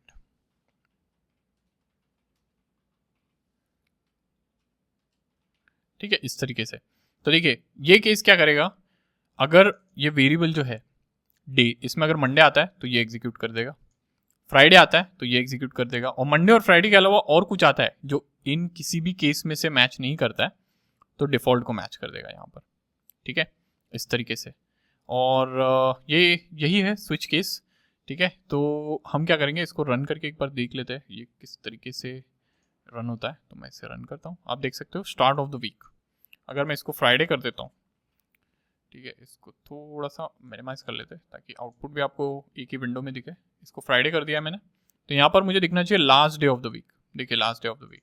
अब इसको मैं ट्यूसडे कर देता हूँ या सैटरडे कर देता हूँ, सैटरडे कर दिया तो यहाँ पर आएगा वीकेंड, एंजॉय वीकेंड। ठीक है, तो ये स्विच केस क्या है, बेसिकली एक रेंज ऑफ वैल्यूज अगर आपके पास होती है, देखिए एक रेंज ऑफ वैल्यूज अगर आपके पास होती है तो वो उसमें से आपको एक पाथ चूज करने के लिए दे देते हैं। तो ये ऐसे सिनेरियोज में काफ़ी हेल्पफुल रहता है। देखिए ये स्विच केस में जो लॉजिक लिखा है आपने, ये आप इफ एल्स में भी लिख सकते हो, यहाँ पर भी लिख सकते हो। ठीक है, इफ एल्स में भी लिख सकते हो, लेकिन इफ एल्स में क्या है, काफ़ी कॉम्प्लिकेट हो जाता है। आप if else if else if else if, ये बहुत लंबा हो जाता है। ठीक है, और काफ़ी कॉम्प्लिकेटेड कोड लगता है ऐसा। इफ एल्स को काफ़ी बार आप दोहरा रहे हो, तो इसको सिंप्लीफाई करने के लिए स्विच केस है, और ये एक्सप्रेशंस के फॉर्म में वर्क करता है जैसे कि आप देख पा रहे हो, और आसानी से आपको आउटपुट भी दे देता है। ठीक है, तो समझने के लिए भी आसान है। अब बात करते हैं अगली चीज़ के बारे में, तो हम बात करेंगे लूप्स के बारे में। अब लूप्स क्या है, देखिए यहाँ पर अगर आप ऊपर आते हो तो लूप्स यहाँ पर मैंने लिखा हुआ है इटरेशन। तो डिसीजन मेकिंग तो आपको समझ गया। ठीक है, आप एक वैल्यू पर या एक कंडीशन के आधार पर, एक कंडीशन के ऊपर आपको कौन सा पाथ लेना है प्रोग्राम में, ये आप डिफाइन करते हो डिसीजन मेकिंग की वजह से। तो आपका प्रोग्राम जो है वो थोड़ा इंटेलिजेंट हो जाता है, डिसीजन बनाने लग जाता है।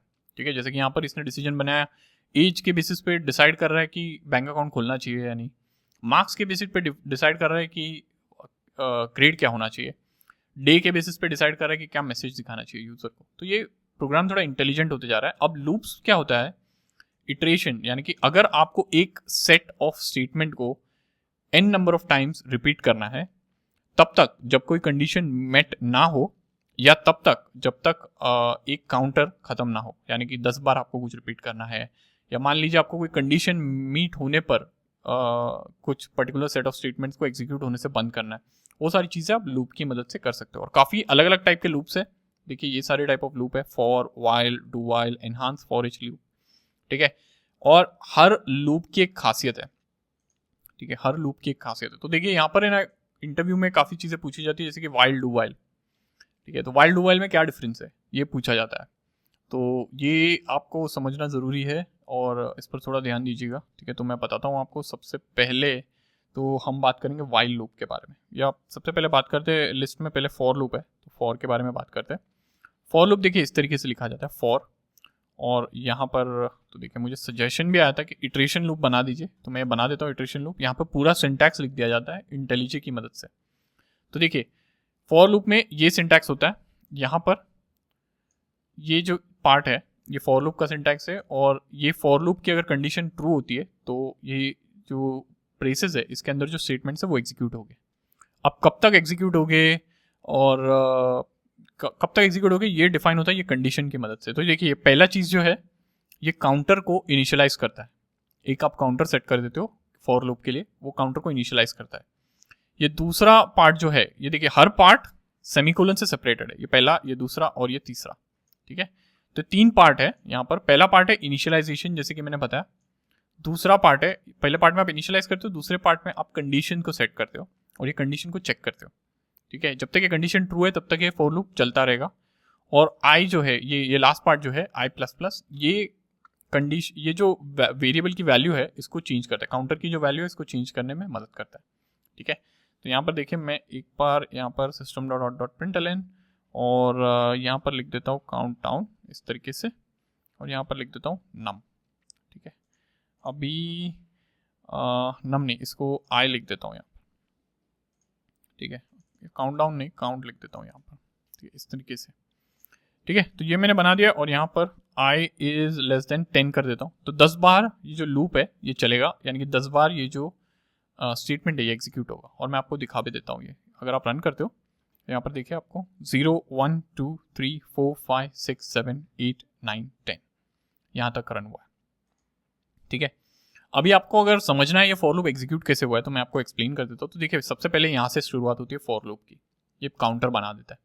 दूसरा स्टेप है ये कंडीशन चेक करता है, तो आई 0 है, क्या आई की वैल्यू 10 से कम है? Yes, true. तो ये ट्रू हो गया, तो अंदर आ जाता है ये, इसको एक बार एग्जीक्यूट कर देता है। फिर ये यहाँ पर जाता है और चेक, ये इसको इंक्रीमेंट कर देता है, तो 1 हो जाता है 2, सॉरी 0 हो जाता है 1, ये 0 थी इसकी वैल्यू तो ये 1 हो जाती है। अब फिर से ये चेक करता है कि क्या आई की वैल्यू 10 से कम है? यस, फिर से एग्जीक्यूट करता है और फिर ये इंक्रीमेंट करता है और फिर से कंडीशन चेक करता है और स्टेटमेंट एग्जीक्यूट करता है। इंक्रीमेंट करता है, फिर से कंडीशन चेक करता है और एग्जीक्यूट करता है। ये तब तक चलता है जब तक ये कंडीशन फॉल्स नहीं हो जाती है। ठीक है, अब आप यहाँ पर कुछ भी डाल सकते हो, 100 भी डाल सकते हो और आपको 100 तक की वैल्यू आ जाएगी। देखिए आप देख सक रहे हो। ठीक है, तो ये होता है फॉर लूप। तो इसमें नोट करने वाली बात क्या है? ठीक है, नोट करने वाली बात ये है कि इंटीजर जो है, ये जो पहला ब्लॉक है इसको एक ही बार एग्जीक्यूट किया जाता है, ये इनिशियलाइजेशन ब्लॉक होता है। ये दो ब्लॉक्स जो है इनको हर बार एग्जीक्यूट किया जाता है, हर बार। ठीक है, और ये जो है इसको तब तक एग्जीक्यूट किया जाता है जब तक ये कंडीशन फॉल्स नहीं हो जाती। ये हो गया फॉर लूप। अगर आपको चाहिए तो मैं डिबगर की मदद से भी आपको समझा जाता हूँ।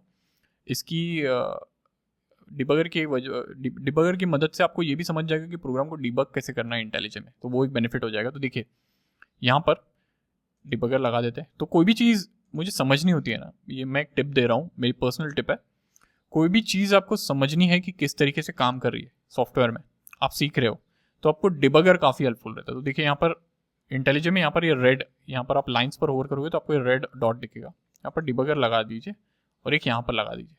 ठीक है, और प्रोग्राम को नॉर्मली रन नहीं कीजिएगा, लेकिन ये डिबग मोड में रन कीजिएगा। यहाँ पर देखिए डिबग का बटन है, डिबग में आप रन करते हो तो ये जो रेड कलर का बटन है, होता क्या है, देखिए प्रोग्राम जब एग्जीक्यूट हो रहा है तो ये रेड कलर की जो लाइन है जो आपने रेड में मार्क की है, उस लाइन पर आते ही प्रोग्राम स्टॉप हो जाएगा, पॉज हो जाएगा। और ये पॉज तब तक के लिए होगा जब तक आप यहाँ पर ये रिज्यूम नहीं दबाते। ये रिज्यूम तब तक होगा जब तक उसको नेक्स्ट रेड डॉट नहीं मिल जाता, यानी कि ये रेड डॉट जो है इसे ब्रेक पॉइंट कहते हैं। ठीक है, तो ये ब्रेक पॉइंट पे आकर रुक जाता है और फिर अगर मैं इसको रिज्यूम करूंगा तो ये नेक्स्ट ब्रेक पॉइंट तक चलेगा। अगर नेक्स्ट ब्रेक पॉइंट नहीं मिलती है तो ये प्रोग्राम को पूरी तरीके से एग्जीक्यूट कर देगा। ठीक है, आप ब्रेक पॉइंट को एनेबल डिसेबल भी इस तरीके से कर सकते हो डिबगिंग के दौरान। और यहाँ पर देखिए, यहाँ पर नीचे एक बढ़िया सी पेन ओपन हो जाती है, ये एक बढ़िया सी विंडो है। ये विंडो मुझे काफ़ी पसंद है, इसमें काफ़ी कुछ सीखने मिल जाता है। यहाँ पर राइट साइड पे आपको देखने मिल रहा है सारे वेरिएबल्स जो क्रिएट हुए हैं आपके प्रोग्राम में। देखिए एज मैंने बनाया है, मार्क्स मैंने बनाया है, ऊपर ये सब बनाया है, मार्क्स वगैरह, डे भी बनाया है। ठीक है, लेकिन देखिए आप एक चीज़ नोटिस कीजिए, यहाँ पर ये जो इंटीजर आई है, ये आई नाम का वेरिएबल अभी तक नहीं बना है।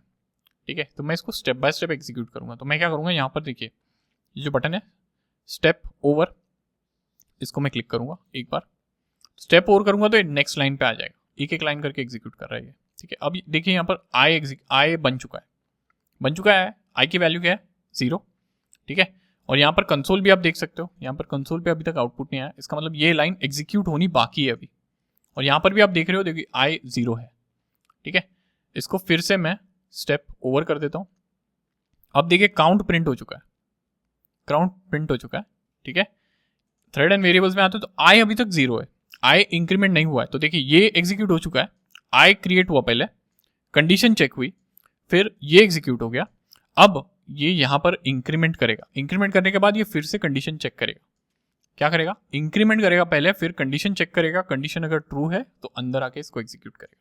देखिए मैं बताता हूँ आपको, फिर से अगर ये करूँगा तो आई की वैल्यू 1 हो जाएगी, आई की वैल्यू हो गई 1, और कंसोल पे अब फिर एक और बार ये करने से ये 1 प्रिंट हो जाएगा। तो इस तरीके से ये फॉर लूप 10 तक चलता रहेगा। आप यहाँ पर आई की वैल्यू किस तरीके से अपडेट हो रही है वो भी आप देख सकते हो। तो ये हो गया फॉर लूप के बारे में, ठीक है। आशा करता हूँ, उम्मीद करता हूँ आपको ये समझ में आ गया, ठीक है। यहाँ पर आप डिबगिंग आप स्टॉप कर सकते हो, या तो फिर आप क्या कर सकते हो, यहाँ पर ये दोनों ब्रेक पॉइंट्स को हटा सकते हो और यहाँ पर रिज्यूम प्रोग्राम कर दीजिए, तो पूरा का पूरा प्रोग्राम रिज्यूम हो जाएगा, ठीक है। या तो फिर आप वहाँ से डिबगिंग स्टॉप भी कर सकते थे, लेकिन मैंने ये अप्रोच चूज़ किया, ठीक है। तो इतना समझने के बाद देखिए मैं एक और चीज़ आपको बताना चाहूँ, अगर डिबगिंग की मदद से आप इसको भी डिबगर लगा सकते हो और समझ सकते हो किस तरीके से कौन सी कंडीशन एग्जीक्यूट हो रही है। आप यहाँ पर ब्रेक पॉइंट सेट कर सकते हो, थोड़ा खेल सकते हो आईडी के साथ, और कोड को समझने में ये काफ़ी हेल्प करता है। देखिए डिबगिंग एक ऐसी चीज़ है जो आपको सीखने में मदद करती है। तो मैं अगर कुछ नई चीज़ सीख रहा हूँ तो मुझे अगर जानना है एग्जीक्यूशन किस तरीके से हो रहा है कोड का, तो मैं डिबगर का इस्तेमाल काफ़ी करता हूँ, ठीक है। और अगर मुझे कोई एरर को डिबग करना है तभी भी डिबगर काम काफ़ी आता है, और इंटेलिजी का जो डिबगर है वो काफ़ी बढ़िया है, ठीक है। तो ये हो गई फॉर लूप के बारे में बात, ठीक है। तो फॉर लूप तो चलो डन है। अब बात करते हैं वाइल लूप। अब वाइल लूप क्या है, देखिए वाइल लूप एक ऐसे तरह का लूप है, यहाँ पर देखिए यहाँ पर आप पहले से ही काउंटर सेट कर रहे हो, ठीक है। आपको पता है इतने रेपिटेशंस आपको करने हैं, लेकिन चीज़ें ऐसे भी हो सकती है कि आपको पता नहीं है कि कितने रेपिटेशंस आपको करने हैं, और आप तब तक रिपीट करना चाहते हो जब तक कोई कंडीशन सेटिस्फाई नहीं होती है। तो अगर कंडीशनल रेपिटेशन आपको करना है, एक सेट नंबर ऑफ टाइम्स नहीं, कंडीशनल रेपिटेशन करना है, तब आप वाइल लूप का इस्तेमाल करते हो। तो यहाँ पर देखिए वाइल लिख दीजिए, ठीक है। इस तरह का आपको सिंटैक्स मिल जाएगा। यहाँ पर मान लीजिए मेरे पास एक नंबर है, तो integer num is equal to 10, ठीक है, या integer num is equal to, थोड़ा छोटा नंबर ले लेता हूँ, 3 ले लेता हूँ, ठीक है। और इसको मैं अभी फिलहाल के लिए फॉर लूप को कमेंट कर देता हूँ। तो while n is greater than 0, sorry n नहीं, नम है ये, while num is greater than 0 system dot out dot println, ठीक है। नम की वैल्यू प्रिंट करेंगे हम, और यहाँ पर नम बोलूँगा मैं, और यहाँ पर आऊँगा और यहाँ पर कहूँगा नम माइनस माइनस, इस तरीके से। तो मैं क्या कर रहा हूँ, एक ये जो नम की वैल्यू है इसको डिक्रीज करता जा रहा हूँ वाइल लूप में। तो ये कैसे काम करता है, देखिए ये पहले तो एक वैल्यू है, और यहाँ पर वाइल लूप में आप लिखते हो कंडीशन। तो ये हर इटरेशन में ये कंडीशन को इवैल्यूएट करेगा और देखेगा ये कंडीशन ट्रू हुई या नहीं, ठीक है। ये ट्रू है तो ये एग्जीक्यूट करेगा, फॉल्स है तो ये वाइल लूप को खत्म करके नेक्स्ट लाइन पे आ जाएगा, ठीक है। आप देख सकते हो इसका एग्जांपल, मैं अगर इसको रन करता हूँ तो आपको दिखेगा 3 2 1, देखिए 3 2 1 कैसे दिखाई दिया। तो देखिए ये पहले चेक करता है 3 है तो 3 इज ग्रेटर देन 0, तो पहले प्रिंट कर देता है, फिर इसको 1 से रिड्यूस कर देता है, तो नम की वैल्यू 1 हो गई, सॉरी 1 नहीं 2 हो गई।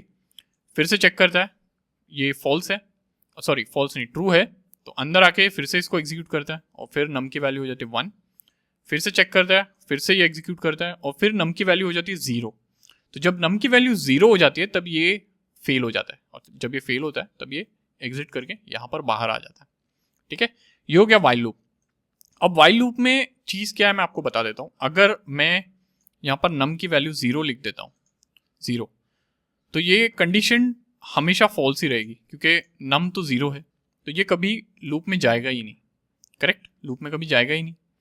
तो ऐसे सिचुएशंस को प्रिवेंट करने के लिए, ठीक है, ऐसे सिनेरियोज हो सकते हैं आपके पास कि आप चाहते हो कि लूप कम से कम एक बार एग्जीक्यूट हो।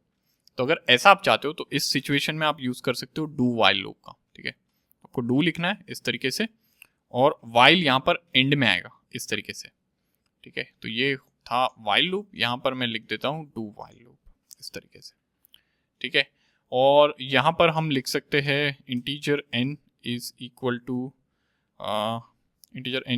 3, ठीक है। और यहाँ पर मैं सेम चीज़ को कॉपी पेस्ट कर देता हूँ, नम की जगह n आएगा और यहाँ पर भी नम की जगह n आएगा इस तरीके से, और n, और यहाँ पर n इज ग्रेटर देन 0, और यहाँ पर सेमीकोलन लगाना नहीं भूलना। तो ये है सिंटैक्स डू वाइल लूप का, आप देख सकते हो डू लिख दिया, ओपन कर्ली ब्रेसेस और यहाँ पर क्लोज करके क्लोज कर्ली ब्रेसेस और वाइल लगा दिया यहाँ पर, ठीक है। और यहाँ पर जो वेरिएबल मैंने सेट किया है और यहाँ पर ये with in the braces, curly braces, मैंने जो भी एक कंडीशन ये स्टेटमेंट्स लिखे हैं ये एग्जीक्यूट हो गए।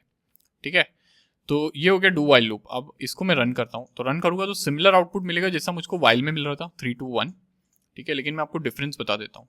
वाइल लूप में क्या है, अगर ये 0 होता है, अगर ये कंडीशन मैच नहीं होती है तो एक भी बार लूप एग्जीक्यूट नहीं होता है। लेकिन डू वाइल लूप में ऐसा नहीं है, अगर मैं इसको 0 कर देता हूँ तो एटलीस्ट एक बार तो लूप एग्जीक्यूट होगा। तो पहले ये लूप एग्जीक्यूट करता है, फिर ये कंडीशन इवेल्युएट करता है। ये डिफरेंस है डू वाइल और वाइल में। देखिए, एंड 0 एटलीस्ट एक बार तो प्रिंट हो गया ये। तो होता क्या है, इसमें कंडीशन लास्ट में लिखी जाती है। तो सबसे पहले तो ये एग्जीक्यूट करता है कंटेंट को और फिर इवेल्युएट करता है कंडीशन को। ये डिफरेंस है वाइल और डू वाइल लूप में। सिंटैक्स का डिफरेंस तो है ही, लेकिन मेजर डिफरेंस ये है कि कम से कम एक बार डू वाइल लूप में आपका जो स्टेटमेंट्स है डू वाइल लूप के अंदर, वो कम से कम एक बार तो इवेल्युएट होते ही है। ठीक है, और ये एक मेजर डिफरेंस है और ये काफ़ी टाइम इंटरव्यू में भी पूछा जाता है। बिगनर लेवल इंटरव्यूज़ जो होते हैं उसमें ये पूछा जाता है। एडवांस लेवल में भी मैंने एक दो जगह पे डिस्कवर किया है कि एक दो लोगों को पूछा गया है क्योंकि ये तो देखिए, अगर आप एडवांस लेवल सॉफ्टवेयर इंजीनियर हो तो आपको कभी कभार है ना बेसिक क्वेश्चंस भी पूछ लेता है इंटरव्यूअर, ये जानने के लिए कि आपको बेसिक्स पता है क्या। ठीक है, आप बड़े बड़े सिस्टम्स की बात तो कर रहे हो, आपने ये काम किया वो किया है, लेकिन कभी एक छोटा सा बेसिक चीज़ आपको पूछ दिया जाएगा और ये वैलिडेट करने के लिए कि आपको बेसिक्स पता है या नहीं। ठीक है, ये होता है अक्सर इंटरव्यूज़ में और कॉमन ही है। तो कंसेप्ट हमेशा ब्रश्ड अप रखिए। ठीक है, तो ये है डू वाइल लूप और उम्मीद करता हूँ आपको समझ में आ गया डू वाइल लूप। तो यहाँ पर हमने बात की थी for loop, while loop, do while loop. For loop किस लिए, फिक्स सेट ऑफ आइटरेशंस, अगर आपको पता है इतनी बार मुझे इटरेट करना है, फॉर लूप इस्तेमाल कीजिए। वाइल क्यों यूज़ करोगे आप, अगर आपको नहीं पता कि कितने इटरेशंस करने हैं तो आप उस सिनेरियो में यूज़ करोगे वाइल लूप का। ठीक है, क्योंकि यहाँ पे कंडीशंस बेस्ड होगा सब कुछ, कंडीशंस बेस्ड ही चलेगा सब कुछ। कंडीशन अगर ट्रू होती है तो ही अंदर जाओगे आप लूप के, और कंडीशन फॉल्स है तो आप सीधा सीधा बाहर आ जाओगे। और फिर आता है do while loop. Do while loop में क्या होता है, ये कम से कम एक बार तो रन होता है अगर कंडीशन फॉल्स होती है तो वाइल लूप में ऐसे नहीं होता है, कंडीशन फॉल्स हुई तो आप एग्जिट हो। डू वाइल लूप में कम से कम एक बार तो एग्जीक्यूट होता है। और एनहांस फॉर ईच लूप भी है। ठीक है, एनहांस फॉर ईच लूप है क्या, तो यहाँ पर आ जाता हूँ मैं। देखिए, अगर आपके पास कोई भी लिस्ट है, ठीक है, एनहांस्ड फॉर ईच, आपके पास कोई भी लिस्ट है और आप उसको इटरेट करना चाहते हो, इटरेट मतलब उसके थ्रू जाना चाहते हो, तो आप एनहांस्ड फॉर ईच लूप का इस्तेमाल कर सकते हो। तो मान लीजिए मेरे पास अरे है स्ट्रिंग की और यहाँ पर मैं स्टोर कर रहा हूँ फ्रूट्स को। ठीक है, इस तरह हम अरे बना सकते हैं। मान लीजिए मैंने एप्पल्स लिख दिया, मैंने लिख दिया बनाना, एक ही दो ही फ्रूट लिखते हैं, ज़्यादा लंबी लिस्ट नहीं बनाएंगे। ठीक है, आप बना सकते हो ज़्यादा लंबी अपने एंड पर, लेकिन मैं सिर्फ दो ही बनाऊंगा। अब इसको इटरेट करना है हमें, ये लिस्ट के थ्रू जाना है, तो आप क्या कर सकते हो, फॉर लिख सकते हो, फॉर स्ट्रिंग फ्रूट। फ्रूट, ठीक है, ये सेम वेरिएबल नेम नहीं है, ये अलग वेरिएबल नेम है फ्रूट। ठीक है, यहाँ पर मैंने कोलन डाल दिया और यहाँ पर कहूँगा फ्रूट्स, और इसको मैं करूँगा प्रिंट, तो मैं करूँगा फ्रूट इज फ्रूट। ठीक है, इस तरीके से। तो मैं क्या कर रहा हूँ, एनहांस फॉर ईच लूप की मदद से हर आइटम को एक्सेस कर रहा हूँ विद इन एन अरे। ठीक है, तो देखिए इस वेरिएबल की मदद से इसको मैं ए भी कर सकता हूँ, कोई भी वेरिएबल नेम दे सकता हूँ। यहाँ पर रन करूँगा अगर, तो आपको सारी की सारी जो फ्रूट आपने लिखी है वो आपको प्रिंट कर दी जाएगी। यहाँ पर अभी मैं यहाँ पर सिर्फ प्रिंटिंग कर रहा हूँ, आप चाहो तो इस पर कुछ प्रोसेसिंग कर सकते हो, जो भी आप करना चाहते हो वो कर सकते हो हर वेरिएबल के, हर वैल्यू के साथ जो लिस्ट में है। ठीक है, तो ये होगी एनहांस्ड फॉर ईच लूप। ठीक है, आप अगर आपके पास कोई एरे है तो आप फॉर लूप की मदद से भी उस पर इटरेट कर सकते हो, मैं वो भी बता देता हूँ आपको। तो आप कर सकते हो फॉर आई, ठीक है, i is equal to 0, i is less than, तो मैं फ्रूट्स डॉट लेंथ और फिर आई प्लस प्लस, और यहाँ पर मैं प्रिंट कर दूंगा। देखिए अब मैं इसको किस तरीके से इटरेट कर रहा हूँ, यहाँ पर कर दूंगा फ्रूट्स और फिर इंडेक्स जो भी है अरे का। देखिए ये एक तरीका है अरे को इटरेट करने का। ठीक है, जावा में मैं आपको एक्सप्लेन कर देता हूँ। तो ये तो फॉर ईच तो चलो सही है, ये हर आइटम को इस वेरिएबल में डालता है और फिर लूप के अंदर लेके जाता है, और आप इस वेरिएबल के थ्रू उस आइटम को एक्सेस कर सकते हो। फिर नेक्स्ट आइटम उठाएगा, नेक्स्ट आइटम को आप प्रोसेस करो, फिर उसका नेक्स्ट आइटम उठाएगा अगर है तो, जितने भी आइटम्स है उसको उठाते रहेगा हर इटरेशन पे। अब ये दूसरे टाइप का लूप क्या है, यहाँ पर आप काउंटर यूज कर रहे हो और आप कह रहे हो कि काउंटर की जो मैक्सिमम वैल्यू है वो लेस होनी चाहिए फ्रूट्स डॉट लेंथ से। तो देखिए अरे आप कभी भी इस्तेमाल करते हो उसमें एक लेंथ नाम की प्रॉपर्टी होती है, ठीक है, लेंथ नाम की प्रॉपर्टी होती है। ये लेंथ नाम की प्रॉपर्टी आपको अरे की लेंथ दे देती है। लेकिन आप यहां पर देखिएगा, यहां पर लेस देन आपने इस्तेमाल किया, लेस देन इक्वल टू नहीं, क्योंकि जो अरे की जो इंडेक्स है, आप अरे की जो वैल्यूज है उसको एक्सेस कैसे करोगे, इंडेक्स से। और इंडेक्स क्या है, अगर अरे की लेंथ 5 होती है, अरे की लेंथ 5 है तो उसकी इंडेक्स कहां तक होगी, 0 to 4, करेक्ट। तो जो फाइनल इंडेक्स है वो -1 है टोटल लेंथ से। आप समझ रहे हो मेरी बात को, फाइनल इंडेक्स जो है वो टोटल लेंथ से -1 है, क्योंकि इंडेक्स स्टार्ट होती है 0 से। तो यहां पर आपको लेस देन इक्वल टू नहीं करना है, less than fruits dot length करना है, ताकि ये यहां तक ही जाए, एक वैल्यू कम तक जाए। अगर आप लेस देन इक्वल टू करते हो तो यहां पर फ्रूट डॉट लेंथ -1 लिखना है, तभी ये प्रॉपरली चलेगा, ठीक है। ये सारी अलग अलग चीज़ें, एक ही चीज़ करने के अलग अलग तरीके हैं। और यहाँ पर आप i++ भी कर रहे हो, और यहाँ पर आप एलिमेंट्स को एक्सेस कर रहे हो, तो ये 0 से स्टार्ट होगा और 2 तक जाएगा, 1 तक जाएगा, क्योंकि फ्रूट्स की लेंथ 2 है। और यहाँ पर देखिए इंडेक्स की मदद से आप एक्सेस कर रहे हो। इसको अगर रन करते हो आप तो देखिए सेम आउटपुट आपको मिलेगा जो आपको फॉर ईच में मिल रहा था। तो फॉर ईच एक तरीके से एनहांस्ड वे है किसी लिस्ट को एक्सेस करने का। अगर आप डेटा लिस्ट के फॉर्म में स्टोर कर रहे हो, जैसे कि मैंने यहाँ पर अरे बना लिया है स्ट्रिंग की, स्ट्रिंग की नहीं, हाँ स्ट्रिंग की अरे है जिसमें फ्रूट स्टोर कर रहा हूँ, और उसको मैं इटरेट कर रहा हूँ, एक्सेस कर रहा हूँ। इटरेशन का मतलब है आप एक्सेस करना बार बार, ठीक है। तो ये हो गया फॉर ईच लूप।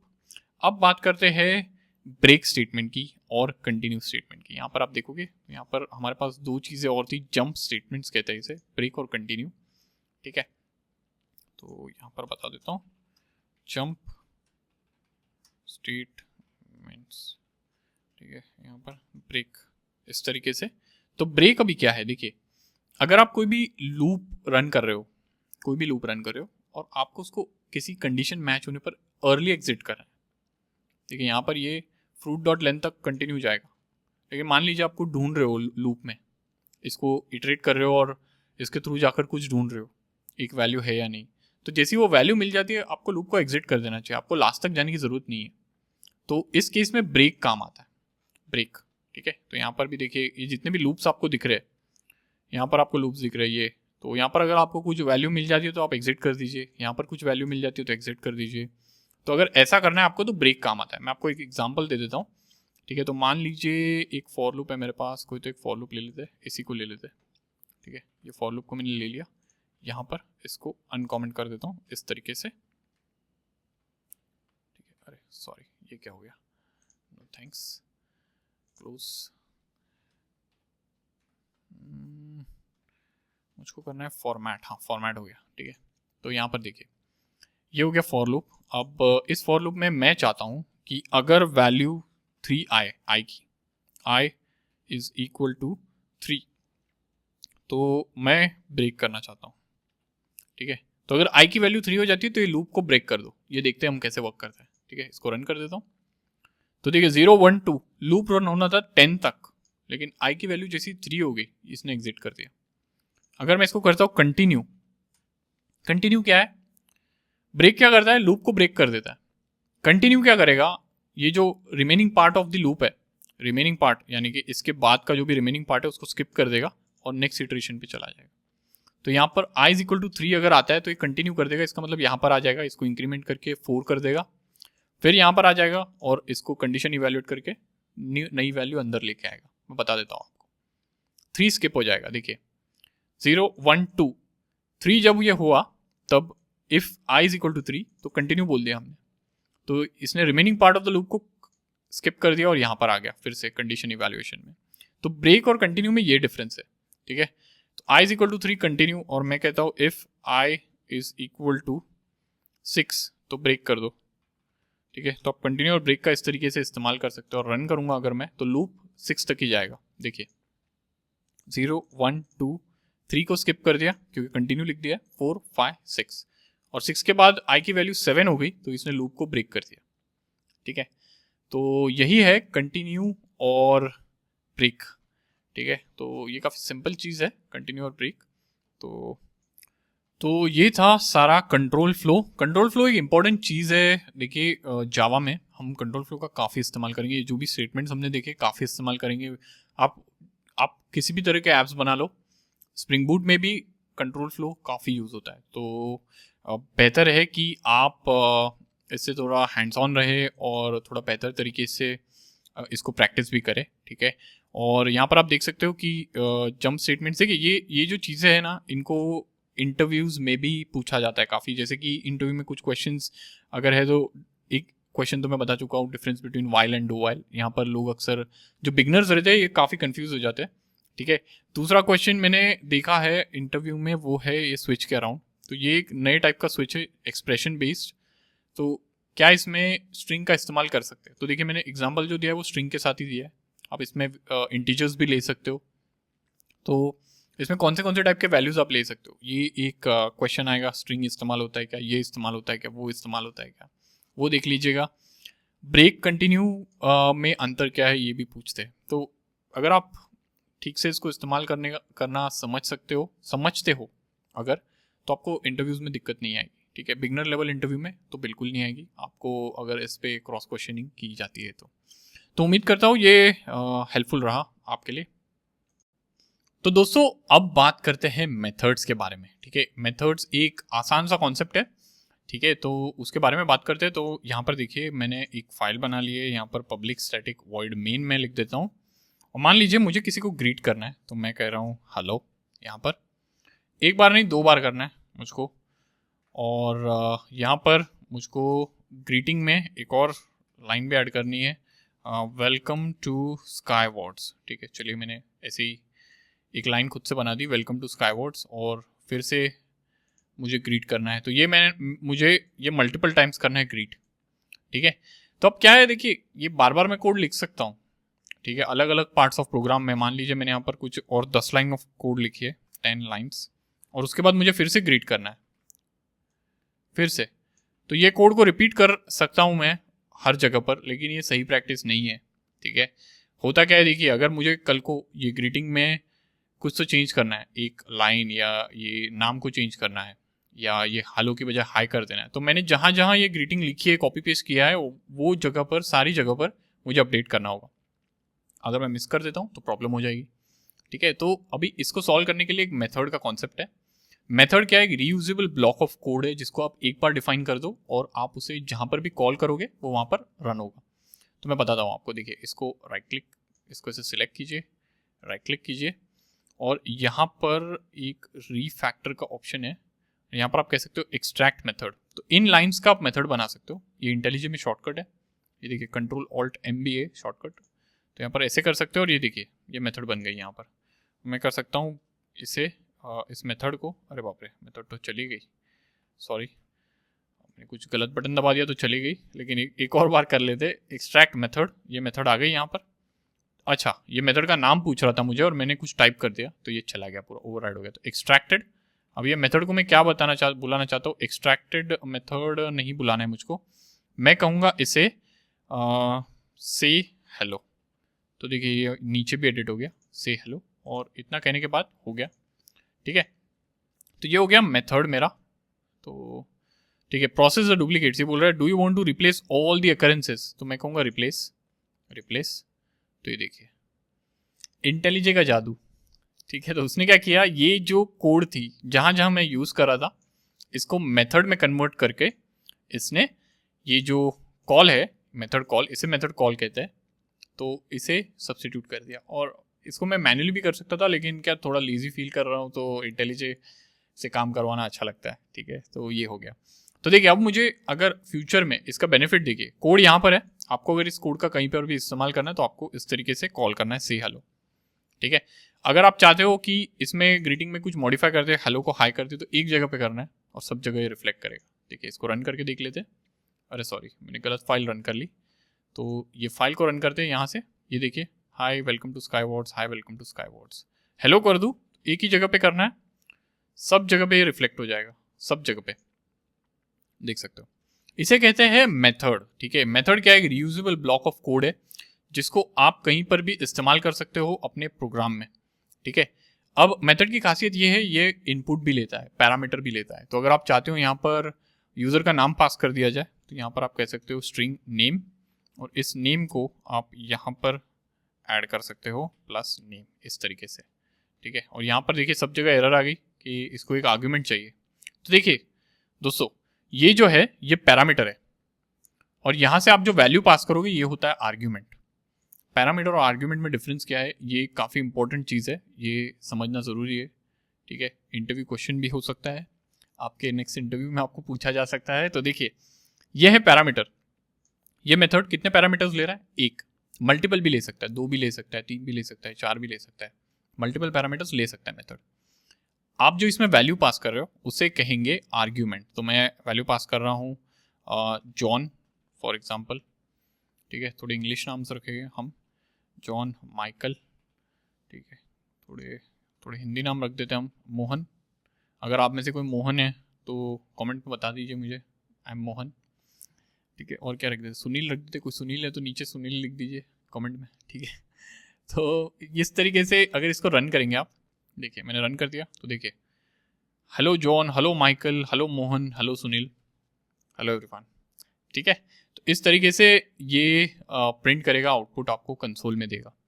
और यहाँ पर क्या कर रहे हैं, हमने पैरामीटर डिफाइन किया है नेम, और आर्ग्यूमेंट हम पास कर रहे हैं जॉन, माइकल, मोहन, और एक बार सुनील भी कर रहे हैं आर्ग्यूमेंट। तो ये हो गई मेथड की बात, ठीक है। मेथड रिटर्न भी करता है वैल्यूज़ को। तो मान लीजिए मैं एक मेथड बना लेता हूँ यहाँ पर, प्राइवेट स्टैटिक वॉइड, और क्या कहेंगे इसको, नाम में कहता हूँ ऐड, और मैं यहाँ पर तो मान लीजिए मेथड है जो कि 2 वैल्यूज़ को ऐड करके इसका जो सम है उसको रिटर्न करता है। तो यहाँ पर करना है रिटर्न a प्लस बी, ठीक है, इस तरीके से। अब देखिए यहाँ पर एरर मिल रही है। तो सबसे पहले तो सिंटैक्स समझिए, यहाँ पर प्राइवेट मतलब ये प्राइवेट है, इस क्लास के बाहर इसको एक्सेस नहीं कर सकते। स्टैटिक मतलब इसको बिना ऑब्जेक्ट के कॉल कर सकते हैं, देखो यहाँ पे डायरेक्ट बिना ऑब्जेक्ट के कॉल कर रहे हैं हम डायरेक्ट नाम से। वॉइड मतलब ये कुछ रिटर्न नहीं कर रहा है, और से हेलो मेथड का नाम है, और ये हो गया पैरामीटर्स की लिस्ट, ठीक है। तो अब यहाँ पर ये बोल रहा है कि ये वॉइड रिटर्न कर रहा है, लेकिन आप यहाँ पर एक वैल्यू रिटर्न कर रहे हो तो इसको इंट कर दीजिए। तो ये देखिए ऑटोमेटिकली ये वॉइड को इंट कर दिया इसने। अब मैं इसे अगर कॉल करूँ, ठीक है, तो मैं कर सकता हूँ system.out.println ऐड। तो अब यहाँ पर मैं करूँगा ऐड, यहाँ पर करूँगा 10,20। तो 10,20 का जो आउटपुट है वो यहाँ पर प्रिंट हो जाएगा, देखिए, देख पा रहे हो आप, ऐड 30।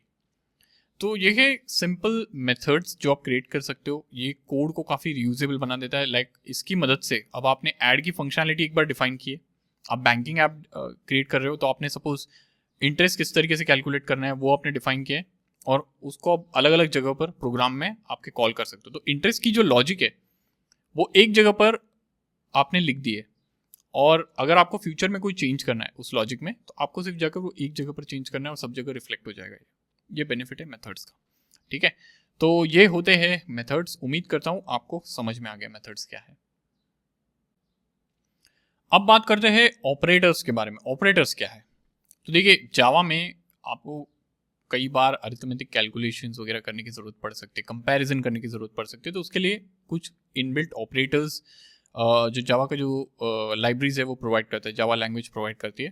मैं आपको लिस्ट बता देता हूँ क्या है। तो ये ऑफिशियल डॉक्यूमेंटेशन है, ठीक है, यहाँ पर आप देख सकते हो। ये सारी कैटेगरीज है, ठीक है। अब ऑपरेटर क्या है, देखिए अगर मैं करता हूँ 1+2, तो ये प्लस जो है यहाँ पर ऑपरेटर है, ठीक है, ये वैल्यूज पर ऑपरेट कर रहा है। प्लस, माइनस, डिवाइड, डिवीजन, ये सारे जो ऑपरेटर्स होते हैं, ठीक है, ग्रेटर देन, लेस देन, ये सारे ऑपरेटर्स होते हैं। एंड ये जो वैल्यूज पर काम करते हैं उसे ऑपरेंड्स कहते हैं। ऑपरेटर, ये हो गया ऑपरेटर, ये 2 हो गए ऑपरेंड्स। तो ऑपरेटर्स 2 टाइप के होते हैं, एक तो है जो कि 2 वैल्यू पे काम करे, और कुछ ऑपरेटर्स होते हैं जो एक ही वैल्यू पे काम करे, ठीक है। तो वो भी देख लेते हैं कौन से ऑपरेटर्स क्या है। तो यहाँ पर आप देखोगे, देखिए ये सारी ऑपरेंड्स और इसके बारे में बताया गया है। मैं जूम इन कर लेता हूँ। यहाँ पर जो ऑपरेटर्स है उनकी लिस्ट दी गई है आपको। Postfix operator, unary operator, multiplication operator, एडिक्टिव ऑपरेटर, शिफ्ट ऑपरेटर। तो ये सारे ऑपरेटर्स होते हैं, ठीक है। इसमें से काफ़ी ऑपरेटर्स आप डेली यूज़ भी करते हो, जैसे कि प्लस, माइनस, डिवीजन, मल्टीप्लिकेशन, ये सब तो आपको पता है। Greater than, less than, equality operators है, ठीक है। तो हम ये ऑपरेटर्स के बारे में समझेंगे। और ये जो चार्ट है यहाँ पर, ये ऑपरेटर प्रेसिडेंस का चार्ट है। अब ऑपरेटर प्रेसिडेंस क्या होता है ये भी मैं आपको बता देता हूँ, ठीक है। तो अभी देखिए मैं यहाँ पर टाइप करता हूँ प्रेसिडेंस। प्रेसिडेंस मतलब कौन से ऑपरेटर को पहले प्रायोरिटी दी जाएगी, ठीक है। 10 + 20 × 2, ठीक है। तो मान लीजिए मैंने इस तरीके से ये मैंने एक्सप्रेशन लिखा है। अब यहाँ पर होगा क्या, 10 + 20 पहले एग्जीक्यूट होगा या 20 × 2 एग्जीक्यूट होगा पहले, क्या लगता है आपके हिसाब से? इसको रन करके देख लेते। अरे गलत फाइल रन हो गई, इसको रन करते हैं, ठीक है। तो आंसर है 50। हो क्या रहा है, 20 × 2 पहले रन हो रहा है और उसके बाद उसमें 10 ऐड हो रहा है, ठीक है। तो यहाँ पर देखिए सबसे पहले ये प्रेसिडेंस चार्ट के हिसाब से चलता है, तो सबसे पहले इसको प्रेसिडेंस दिया जाता है। देखो मल्टीप्लिकेशन 3rd नंबर पर है और एडिशन उसके बाद है, तो एडिशन को बाद में कंसिडर किया जाएगा। लेकिन अगर आप इस प्रेसिडेंस को चेंज करना चाहते हो तो इसको, अगर आप चाहते हो 10 + 20 पहले एग्जीक्यूट हो तो इसको ब्रैकेट में डाल देना है ऐसे, इस तरीके से, और इसको रन करना है। तो देखिए 10 + 20 हो गया 30 और × 2 हो गया 60। तो एक्सप्रेशन सेम है, सिर्फ प्रेसिडेंस की वजह से ये जो आउटपुट है आपको अलग दिख रहा है। इसे कहते हैं ऑपरेटर प्रेसिडेंस, ठीक है। अब कभी भी आप ऐसे एक्सप्रेशन लिखते हो तो रिकमेंडेड प्रैक्टिस ये है कि इस तरीके से नहीं लिखिए। इस तरीके से क्या है, जो नया डेवलपर है या कोई भी अगर आपका कोड पढ़ता है, आप खुद भी पढ़ोगे, आपको समझ में नहीं आएंगे कि कौन सा पहले एग्जीक्यूट होगा, प्लस होगा या × आपको चार्ट देखना पड़ेगा, ठीक है। अगर चार्ट बाय हार्ट है तो बढ़िया सी बात है, लेकिन ये इस तरीके से लिखना अक्सर सही चीज़ नहीं मानी जाती है। अगर आप चाहते हो 20 × 2 पहले एग्जीक्यूट हो और आपको पता है बिना ब्रैकेट्स के वो पहले एग्जीक्यूट होगी, तो भी मैं रिकमेंड करता हूँ कि आप ब्रैकेट्स का इस्तेमाल करें इस तरीके से। 20 × 2 पहले एग्जीक्यूट होगी तो आप ऐसे ब्रैकेट डाल दीजिए, ताकि ऑफकोर्स मल्टीप्लिकेशन को हायर प्रेसिडेंस है, लेकिन आप कोई कोड अगर आपका पढ़ रहा है तो उसको आप पहले ही बता रहे हो कि ये पहले एग्जीक्यूट होने वाला है, ठीक है। चार्ट वार्ट देखने की जरूरत है नहीं। तो ये एक रीडेबिलिटी फैक्टर है जो आप अपने प्रोजेक्ट्स में रख सकते हो, ठीक है। ये हो गया ऑपरेटर प्रेसिडेंस। अब ये ऑपरेटर प्रेसिडेंस देखिए, इसका ये चार्ट है, ये ऑफिशियल है और इसका मैं लिंक आपको दे दूंगा, तो इसको आप रेफर कर सकते हो, बुकमार्क कर सकते हो, पढ़ सकते हो। लेकिन इसमें काफ़ी टाइप के ऑपरेटर्स जो है उनका इस्तेमाल किया गया है। तो यहाँ पर आ जाते हैं, ठीक है। मैं क्या करूँगा, यहाँ पर कुछ पेस्ट कर दूंगा, तो उसको मैं कॉमेंट कर देता हूँ, डिलीट नहीं करता, और यहाँ पर मैं इसको पेस्ट कर देता हूँ, ठीक है। तो देखिए सबसे पहले हम बात कर रहे हैं अरिथमेटिक ऑपरेटर्स की। अब अरिथमेटिक ऑपरेटर्स क्या है, plus, minus, multiplication, divide, modulo, ये सब अरिथमेटिक ऑपरेटर्स होते हैं, ठीक है। मैं आपको क्विकली बता देता हूँ क्योंकि इस पर ज़्यादा टाइम स्पेंड करने जैसा है नहीं, क्योंकि ये आप डेली यूज़ करते हो। प्लस मतलब 2 वैल्यूज़ को ऐड कर दिया, 2 वैल्यूज़ को माइनस कर दिया, मल्टीप्लाई कर दिया, डिवाइड कर दिया। मॉडुलो क्या है, मॉडुलो आपको डिवीजन के बाद जो रिमाइंडर होता है वो देगा, ठीक है। तो 10 / 3 अगर आप करते हो तो 10 / 3 क्या होता है, 3 3 × 9 होता है, 1 रिमाइंडर रहता है। तो 1 जो है वो आपका आउटपुट मिलेगा, जो रिमाइंडर होता है वो आपको आउटपुट मिलेगा, ठीक है। अगर 10 पूरी तरह से डिविजिबल है बाय 3 तो आपको 0 आउटपुट मिलेगा। तो देखिए अगर मैं यहाँ पर इसको 9 कर देता हूँ, तो पहले तो 10 से रन करके देखते हैं, तो आपको देखिए क्या मिलता है आउटपुट। तो देखिए 13, 7, 33 और ये 1 मिल गया, ठीक है। अभी मैं इसको अगर 9 कर देता हूँ, तो यहाँ पर जो A मॉडुलो B है, ये मॉडुलो बोलते हैं इसको, परसेंटेज साइन को। अगर A मॉडुलो B है, इसका 0 आउटपुट मिलेगा आपको, क्योंकि इसका रिमाइंडर 0 है, ये पूरी तरह से डिविजिबल हो रहा है बाय 3, करेक्ट। तो 10 ही रखते हैं इसको, जो ओरिजिनल वैल्यू थी। और हम क्या कर सकते हैं, इसको एक मेथड में भी एक्सट्रैक्ट कर सकते हैं, ठीक है। तो यहाँ पर इसको एक्सट्रैक्ट इनटू मेथड, और यहाँ पर मैं कहूँगा अरिथमेटिक डेमो, इस तरीके से, और इसको एंटर कर देता हूँ, अरिथमेटिक डेमो, ठीक है। इसका मेथड बन गया। तो ये हो गया अरिथमेटिक डेमो। अब दूसरे ऑपरेटर्स के बारे में बात करते हैं, जो कि है यूनरी ऑपरेटर्स। तो देखिए यूनरी ऑपरेटर में क्या है, यूनरी मतलब उसमें सिर्फ एक ही ऑपरेंड रहेगा। यहाँ पर 2 ऑपरेंड थे जिस पे काम हो रहा था, करेक्ट। ऑपरेंड मतलब जिस पर ऑपरेटर काम कर रहा है, यहाँ पे 2 ऑपरेंड थे, यहाँ पर एक ही ऑपरेंड रहेगा। तो अभी इसमें क्या है, देखिए इसमें प्लस प्लस है एक, जो कि प्री इंक्रीमेंट, और ये पोस्ट इंक्रीमेंट, ये 2 टाइप के ऑपरेटर्स है। प्री इंक्रीमेंट का मतलब क्या है, तो आप वैल्यू के आगे प्लस प्लस लिख देते हो। देखिए एक्स के पहले प्लस प्लस लिखा हुआ है, ठीक है। यहाँ पर एक्स क्या है, एक्स की वैल्यू 5 है, तो अगर आप ऐसे कर देते हो प्लस प्लस एक्स, यहाँ पर इसका मतलब ये हुआ कि आप प्री इंक्रीमेंट ऑपरेटर का इस्तेमाल कर रहे हो, ठीक है। अब ये काम कैसे करता है, तो देखिए अगर मैं कहता हूँ integer a is equal two plus plus x, तो ये क्या करेगा, प्री इंक्रीमेंट है, करेक्ट, प्लस प्लस पहले है, तो पहले इसको प्लस करेगा और फिर इसको असाइन करेगा। तो ए में जो वैल्यू जाएगी वो होगी 6, 5 नहीं जाएगी, ए में 6 जाएगी, प्लस प्लस और फिर एक्स को असाइन करेगा, यहाँ पर 6 जाएगी। यहाँ पर आप देख भी सकते हो, देखिए यहाँ पर 6 प्रिंटेड है, ठीक है। आप चाहे वेरिएबल को असाइन कर दो या प्रिंट कर दो, कंसोल पे एक ही बात है। तो ये प्रिंट करेगा 6। पोस्ट इंक्रीमेंट क्या है, पोस्ट इंक्रीमेंट का मतलब एक्स के बाद आप प्लस प्लस लिखते हो। इसमें क्या करता है, ये पहले असाइन कर देता है वैल्यू यहाँ पर और उसके बाद इंक्रीमेंट करता है। तो यहाँ पर ए में होगा 5, ठीक है, लेकिन यहाँ पर देखिए, यहाँ पर एक्स प्रिंट होगा 6 और फिर होगा 7। क्यों, क्योंकि ये एक्स को हम प्रिंट कर रहे हैं, पहले एक्स पहले से ही 6 था। देखिए ये स्टेप में एक्स बन जाता है 6, ठीक है, और यहाँ पर हम लोग एक्स को प्रिंट कर रहे हैं पहले, तो क्योंकि पोस्ट इंक्रीमेंट है, करेक्ट, तो यहाँ पर पहले प्रिंट होगा और उसके बाद इंक्रीमेंट होगा, तो बाद में 7 बन जाता है। ये उम्मीद करता हूँ आपको समझ में आ रहा है। ये प्री इंक्रीमेंट में पहले इंक्रीमेंट होता है, उसके बाद में असाइन होता है। पोस्ट इंक्रीमेंट में पहले असाइन होता है, बाद में इंक्रीमेंट होता है, ठीक है। नाम से ही समझ में आ जाएगा आपको प्री इंक्रीमेंट पोस्ट इंक्रीमेंट क्या है, ठीक है। अब यहाँ पर देखिए एक्स की जो वैल्यू है आफ्टर पोस्ट इंक्रीमेंट उसको भी प्रिंट कर रहे हैं हम, 7 प्रिंट हो रहा है यहाँ पर, ठीक है। और एक्स को हम नेगेटिव भी कर सकते हैं, -7 कर दिया मैंने, यहाँ पर नेगेटिव वैल्यू लगा दी, ठीक है। और यहाँ पर देखिए इसको मैंने एक बुलियन कंडीशन से इवैल्यूएट भी कर लिया। तो is x greater than 0, x greater than 0 है, तो ये एक्चुअली इसको इस तरीके से भी प्रिंट कर सकते हैं, तो ये आ जाएगा ट्रू, ठीक है। एक बार इसको रन करके देख लेते, रन कर लेते, देखिए, अरे बाप रे, ये आउटपुट क्यों नहीं है। अच्छा, इसको कॉल ही नहीं किया हमने यूनरी डेमो, तो यहाँ पे यूनरी डेमो को कॉल कर लेते, फिर रन करते।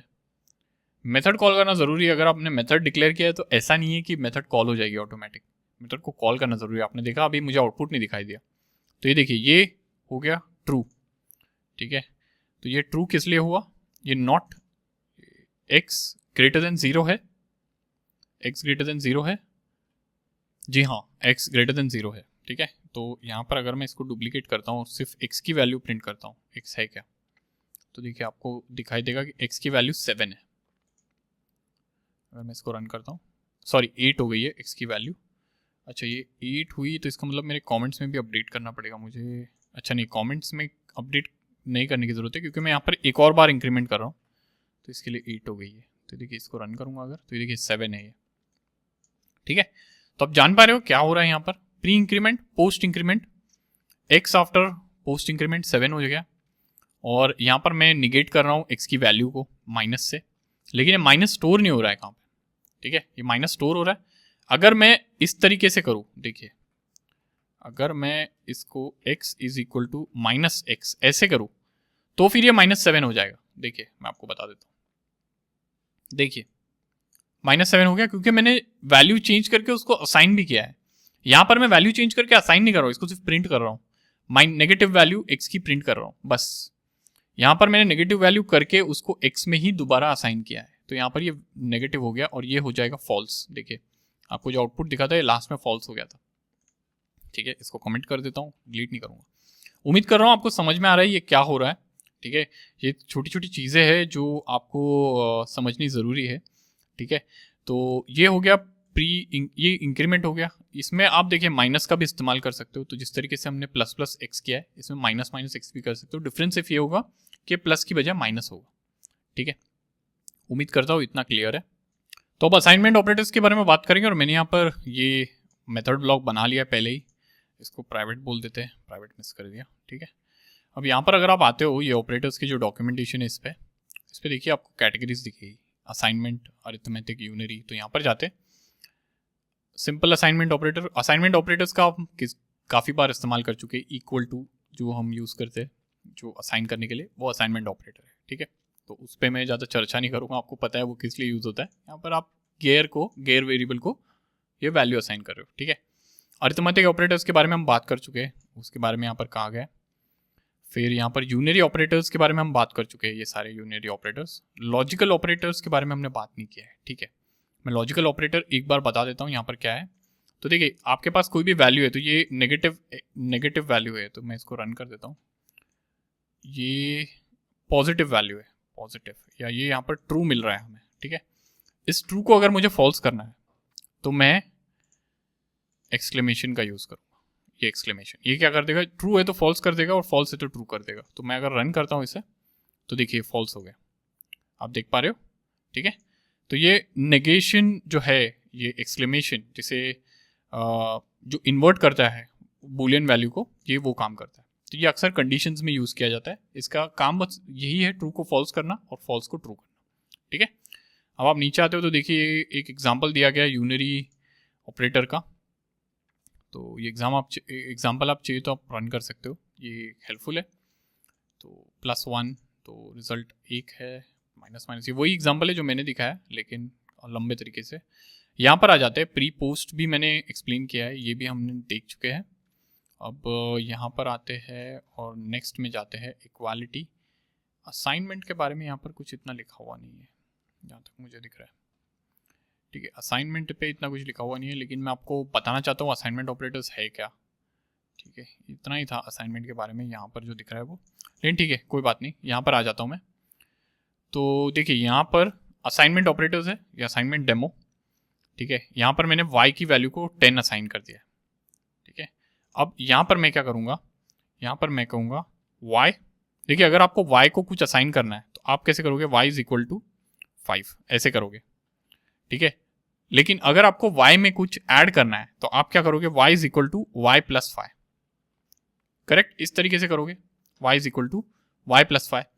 तो ये अगर आप करते हो, ये क्या करेगा, y की जो करंट वैल्यू है 10 में 5 ऐड कर देगा और 15 बता देगा। देखिए अगर मैं रन करता हूँ यहाँ पर आपको, अच्छा इसको कॉल नहीं किया है मैंने, फिर से असाइनमेंट डेमो, यहाँ पर कॉल करना ज़रूरी है भाई, असाइनमेंट डेमो कॉल कर दिया, रन कर दिया, देखिए 15 आ गया यहाँ पर, ठीक है।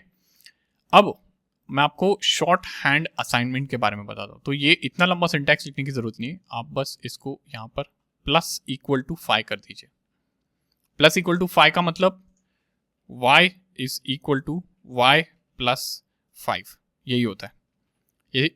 ये लॉन्ग हैंड स्टेटमेंट है, ये शॉर्ट हैंड स्टेटमेंट है, ठीक है। अगर इसको रन कर दे आपको सेम आउटपुट मिलेगा, देखिए 15, ठीक है। अब मैं एक और एग्जांपल दिखाता हूँ, इसमें आप कोई भी अरिथमेटिक ऑपरेटर्स जो हम देख चुके हैं उसको कंबाइन कर सकते हो। ये सारे जो अरिथमेटिक ऑपरेटर्स है इसको आप शॉर्ट फॉर्म में ऐसे लिख सकते हो।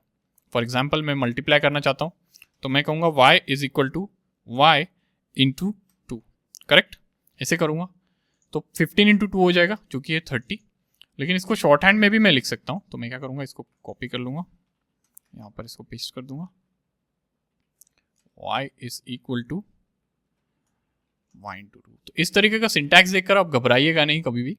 ये देखिए क्या कर रहा है, काफ़ी सिंपल है, y = y × 2, इसका मतलब है y = y + 5। इसको कहते हैं शॉर्ट हैंड असाइनमेंट्स, ठीक है। आप देख पा रहे हो कैसे ये प्रिंट कर रहा है, ठीक है।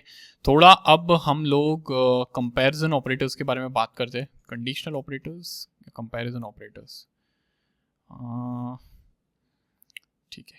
तो इसके बारे में, ये एक तो कंडीशनल ऑपरेटर्स है, कंपैरिजन ऑपरेटर्स कहाँ गए, ये रहे कंपैरिजन ऑपरेटर्स। इक्वालिटी और relational operators, = not = greater than, less than, इसके बारे में बात करते हैं।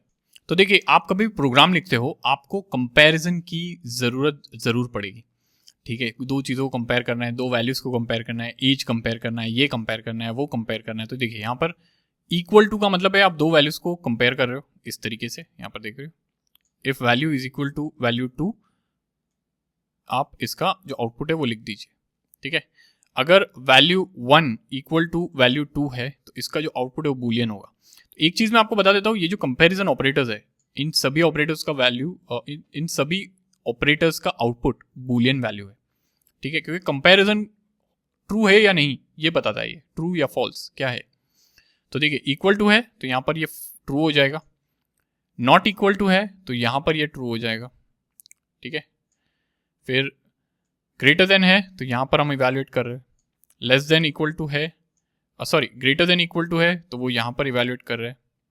अच्छा ग्रेटर देन = का एग्जाम्पल ही नहीं है, लेस देन और लेस देन = तो ये है कंपैरिजन, ये सिंपल है, ठीक है। अब दो वैल्यूज़ को कंपेयर करोगे और ये ज़्यादातर इस्तेमाल होते हैं कंडीशंस में, यानी कि इफ़ स्टेटमेंट, वाइल स्टेटमेंट, वहाँ पे ज़्यादा इस्तेमाल होते हैं क्योंकि आपके प्रोग्राम में आपको डिसीजन लेने की ज़रूरत पड़ेगी, तो वहाँ पर आप इनका इस्तेमाल करोगे, ठीक है।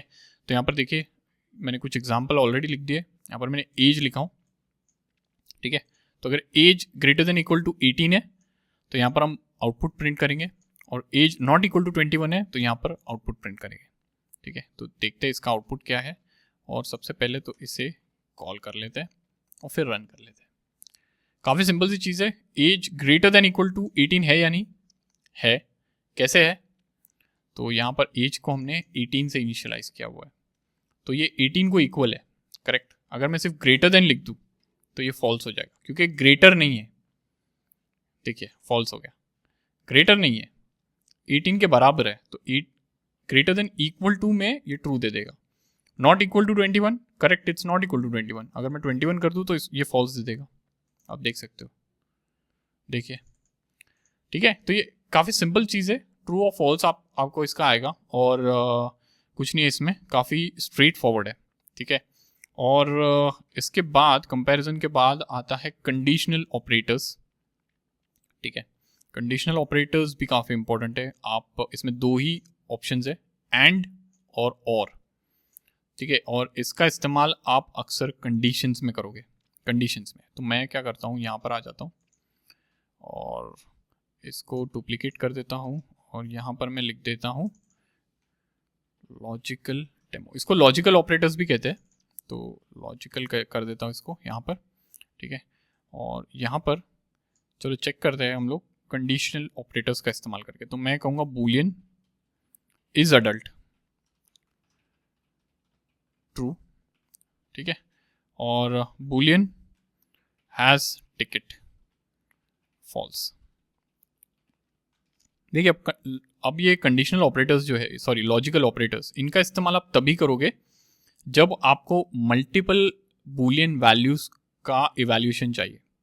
तो फॉर एग्जांपल अगर मैं कहूँ इफ, और यहाँ पर कहूँगा अगर ये अडल्ट है और इसके पास टिकट है तो इसको अंदर आने दिया जाए, तो इसे कहा जाए वेलकम, ठीक है। अगर ये अडल्ट है और अगर इसके पास टिकट है तो इसको अंदर आने दिया जाए, या तो फिर इसे कह दिया जाए टाटा बाय बाय, ठीक है, इस तरीके से, करेक्ट, समझ पा रहे हो आप। तो अगर मैं इसको कॉल करता हूँ अभी लॉजिकल डेमो यहाँ पर इस तरीके से, और इसको रन करता हूँ, तो देखिए बाय आ गया। यहाँ पर बाय क्यों आया, बाय क्यों आया, क्योंकि इसके पास टिकट नहीं है। अगर मैं टिकट को ट्रू कर दूँ तो ये अंदर आ जाएगा, देखिए वेलकम, देख रहे हो आप, वेलकम हो गया। अब ये कंडीशन को अगर मुझे नेगेट करना है तो मैं यहाँ पर नेगेट भी कर सकता हूँ, देखिए इसको नॉट डाल दिया मैंने तो ये रिवर्स हो जाएगी पूरी कंडीशन। अगर इसके पास टिकट है और ये अडल्ट है तो इसको बाय बोला जाएगा, आप देखिए, देख रहे हो आप, पूरी कंडीशन उल्टी हो गई। आप इसमें और का इस्तेमाल भी कर सकते हो, और इसका मतलब ये मैंने एंड का इस्तेमाल किया, तो एंड के लिए क्या है, ये दोनों ट्रू होना चाहिए, लेकिन मैं अगर यहाँ पर और लिख देता हूँ तो इन दोनों में से कोई भी एक ट्रू रहा तो ये कंडीशन इवैल्यूएट हो जाएगी। तो फॉर एग्जांपल दोनों ट्रू है तो ये ट्रू होगा ही, ऑफकोर्स वेलकम आ गया। अगर इसको मैं फॉल्स कर देता हूँ हैश टिकट को, तो भी ये वेलकम बोलेगा। तो मैं कह रहा हूँ यहाँ पर अगर अडल्ट है और टिकट है, दोनों में से कोई भी एक कंडीशन ट्रू है तो इसको अंदर आने दिया जाए, और का मतलब ये होता है। तो देखिए आप इस तरीके की कंडीशन जब भी लिखते हो सॉफ्टवेयर्स में, तो आप ये लॉजिकल ऑपरेटर्स का काफ़ी इस्तेमाल करोगे, और ये काफ़ी ज़रूरी हो जाता है। देखिए इस तरीके की कंडीशन भी आप लिख सकते हो। तो ये देखिए ये कंपैरिजन ऑपरेटर्स है दोनों, ये दोनों का आउटपुट बूलियन आने वाला है, और फिर इन दोनों के आउटपुट को यहाँ पर दिया गया है जो कंडीशनल ऑपरेटर्स है या लॉजिकल ऑपरेटर्स है उसमें, ठीक है। तो मैं आपको एक और एग्जांपल दिखा देता हूँ। इफ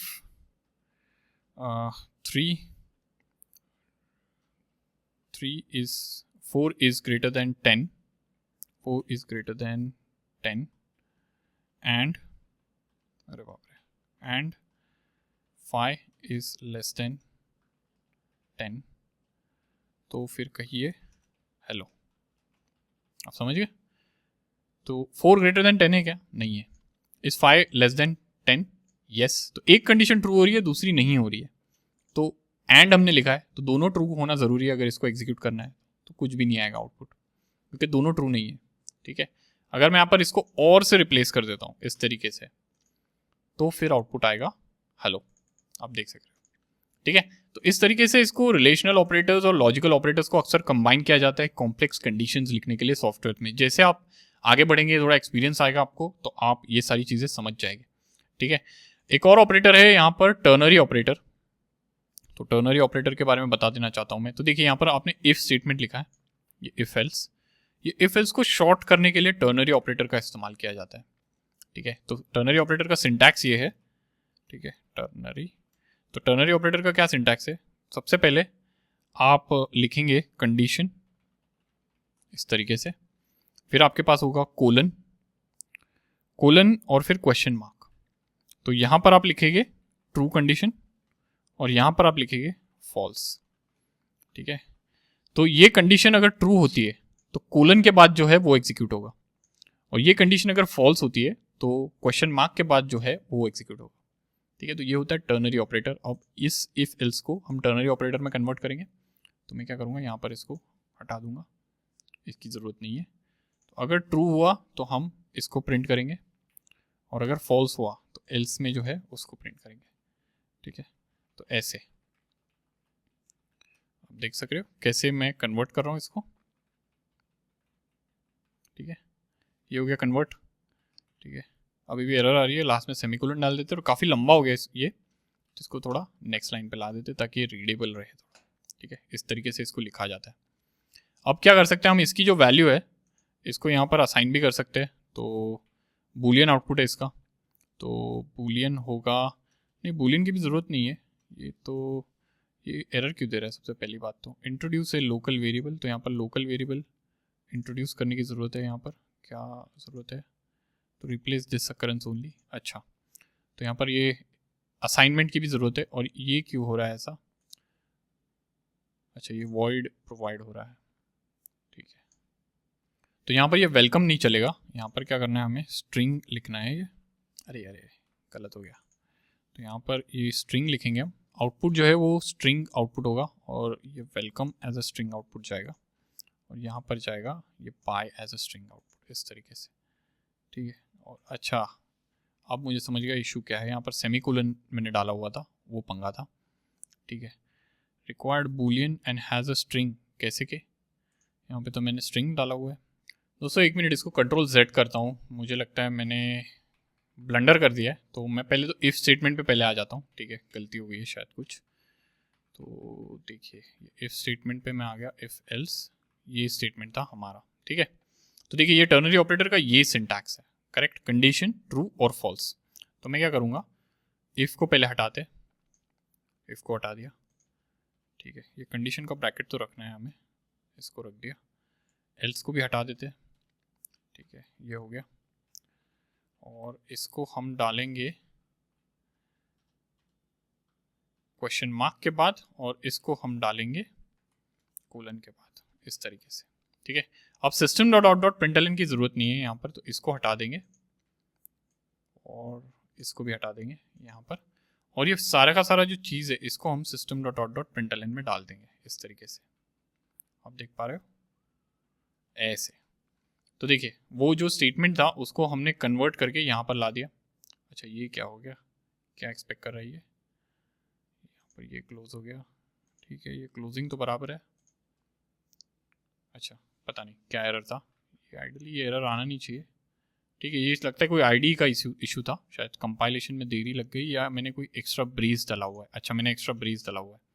ठीक है, ये हो गया। तो देखिए हो क्या रहा है, ये जो कंडीशन थी, ये जो इफ एल्स, यहाँ पर ट्रू पे भी हम system dot out dot println लिख रहे थे, यहाँ पर भी system dot out dot println लिख रहे थे, और ये प्रिंट हो रहा था इसके इवैल्यूएशन पे, ये कंडीशन पे। तो मैंने क्या किया, इसको टर्नरी ऑपरेटर में कन्वर्ट कर दिया, कंडीशन कोलन ट्रू, तो कंडीशन यहाँ पे लिख दी हमने, और अगर ट्रू है तो क्या वैल्यू होनी चाहिए वो यहाँ पर लिख दिया, फॉल्स है तो क्या वैल्यू होनी चाहिए वो यहाँ पर लिख दिया, और इस सारे स्टेटमेंट को हमने system dot out dot println में डाल दिया। तो अब क्या होगा, हेलो या वेलकम या तो बाय प्रिंट होगा। तो देखिए ये वेलकम प्रिंट हो रहा है। ठीक है, क्योंकि ये और है, अगर हम इसको एंड कर देते हैं तो प्रिंट होगा बाय, आप देख रहे हो। ठीक है, तो इस तरीके से आप टर्नरी ऑपरेटर का इस्तेमाल कर सकते हो। ये एक शॉर्ट फॉर्म है जिसकी मदद से आप देखिए इसको शॉर्ट फॉर्म है जिसकी मदद से आप इफ एल्स स्टेटमेंट को थोड़ा सिंप्लीफाई कर सकते हो। अगर एक ही इफ एल्स स्टेटमेंट आपको लिखना है ऐसे, तो इतनी बड़ी स्टेटमेंट लिखने की कोई ज़रूरत नहीं है, इसको थोड़ा शॉर्ट हैंड फॉर्म में इस्तेमाल कर सकते हैं इस तरीके से।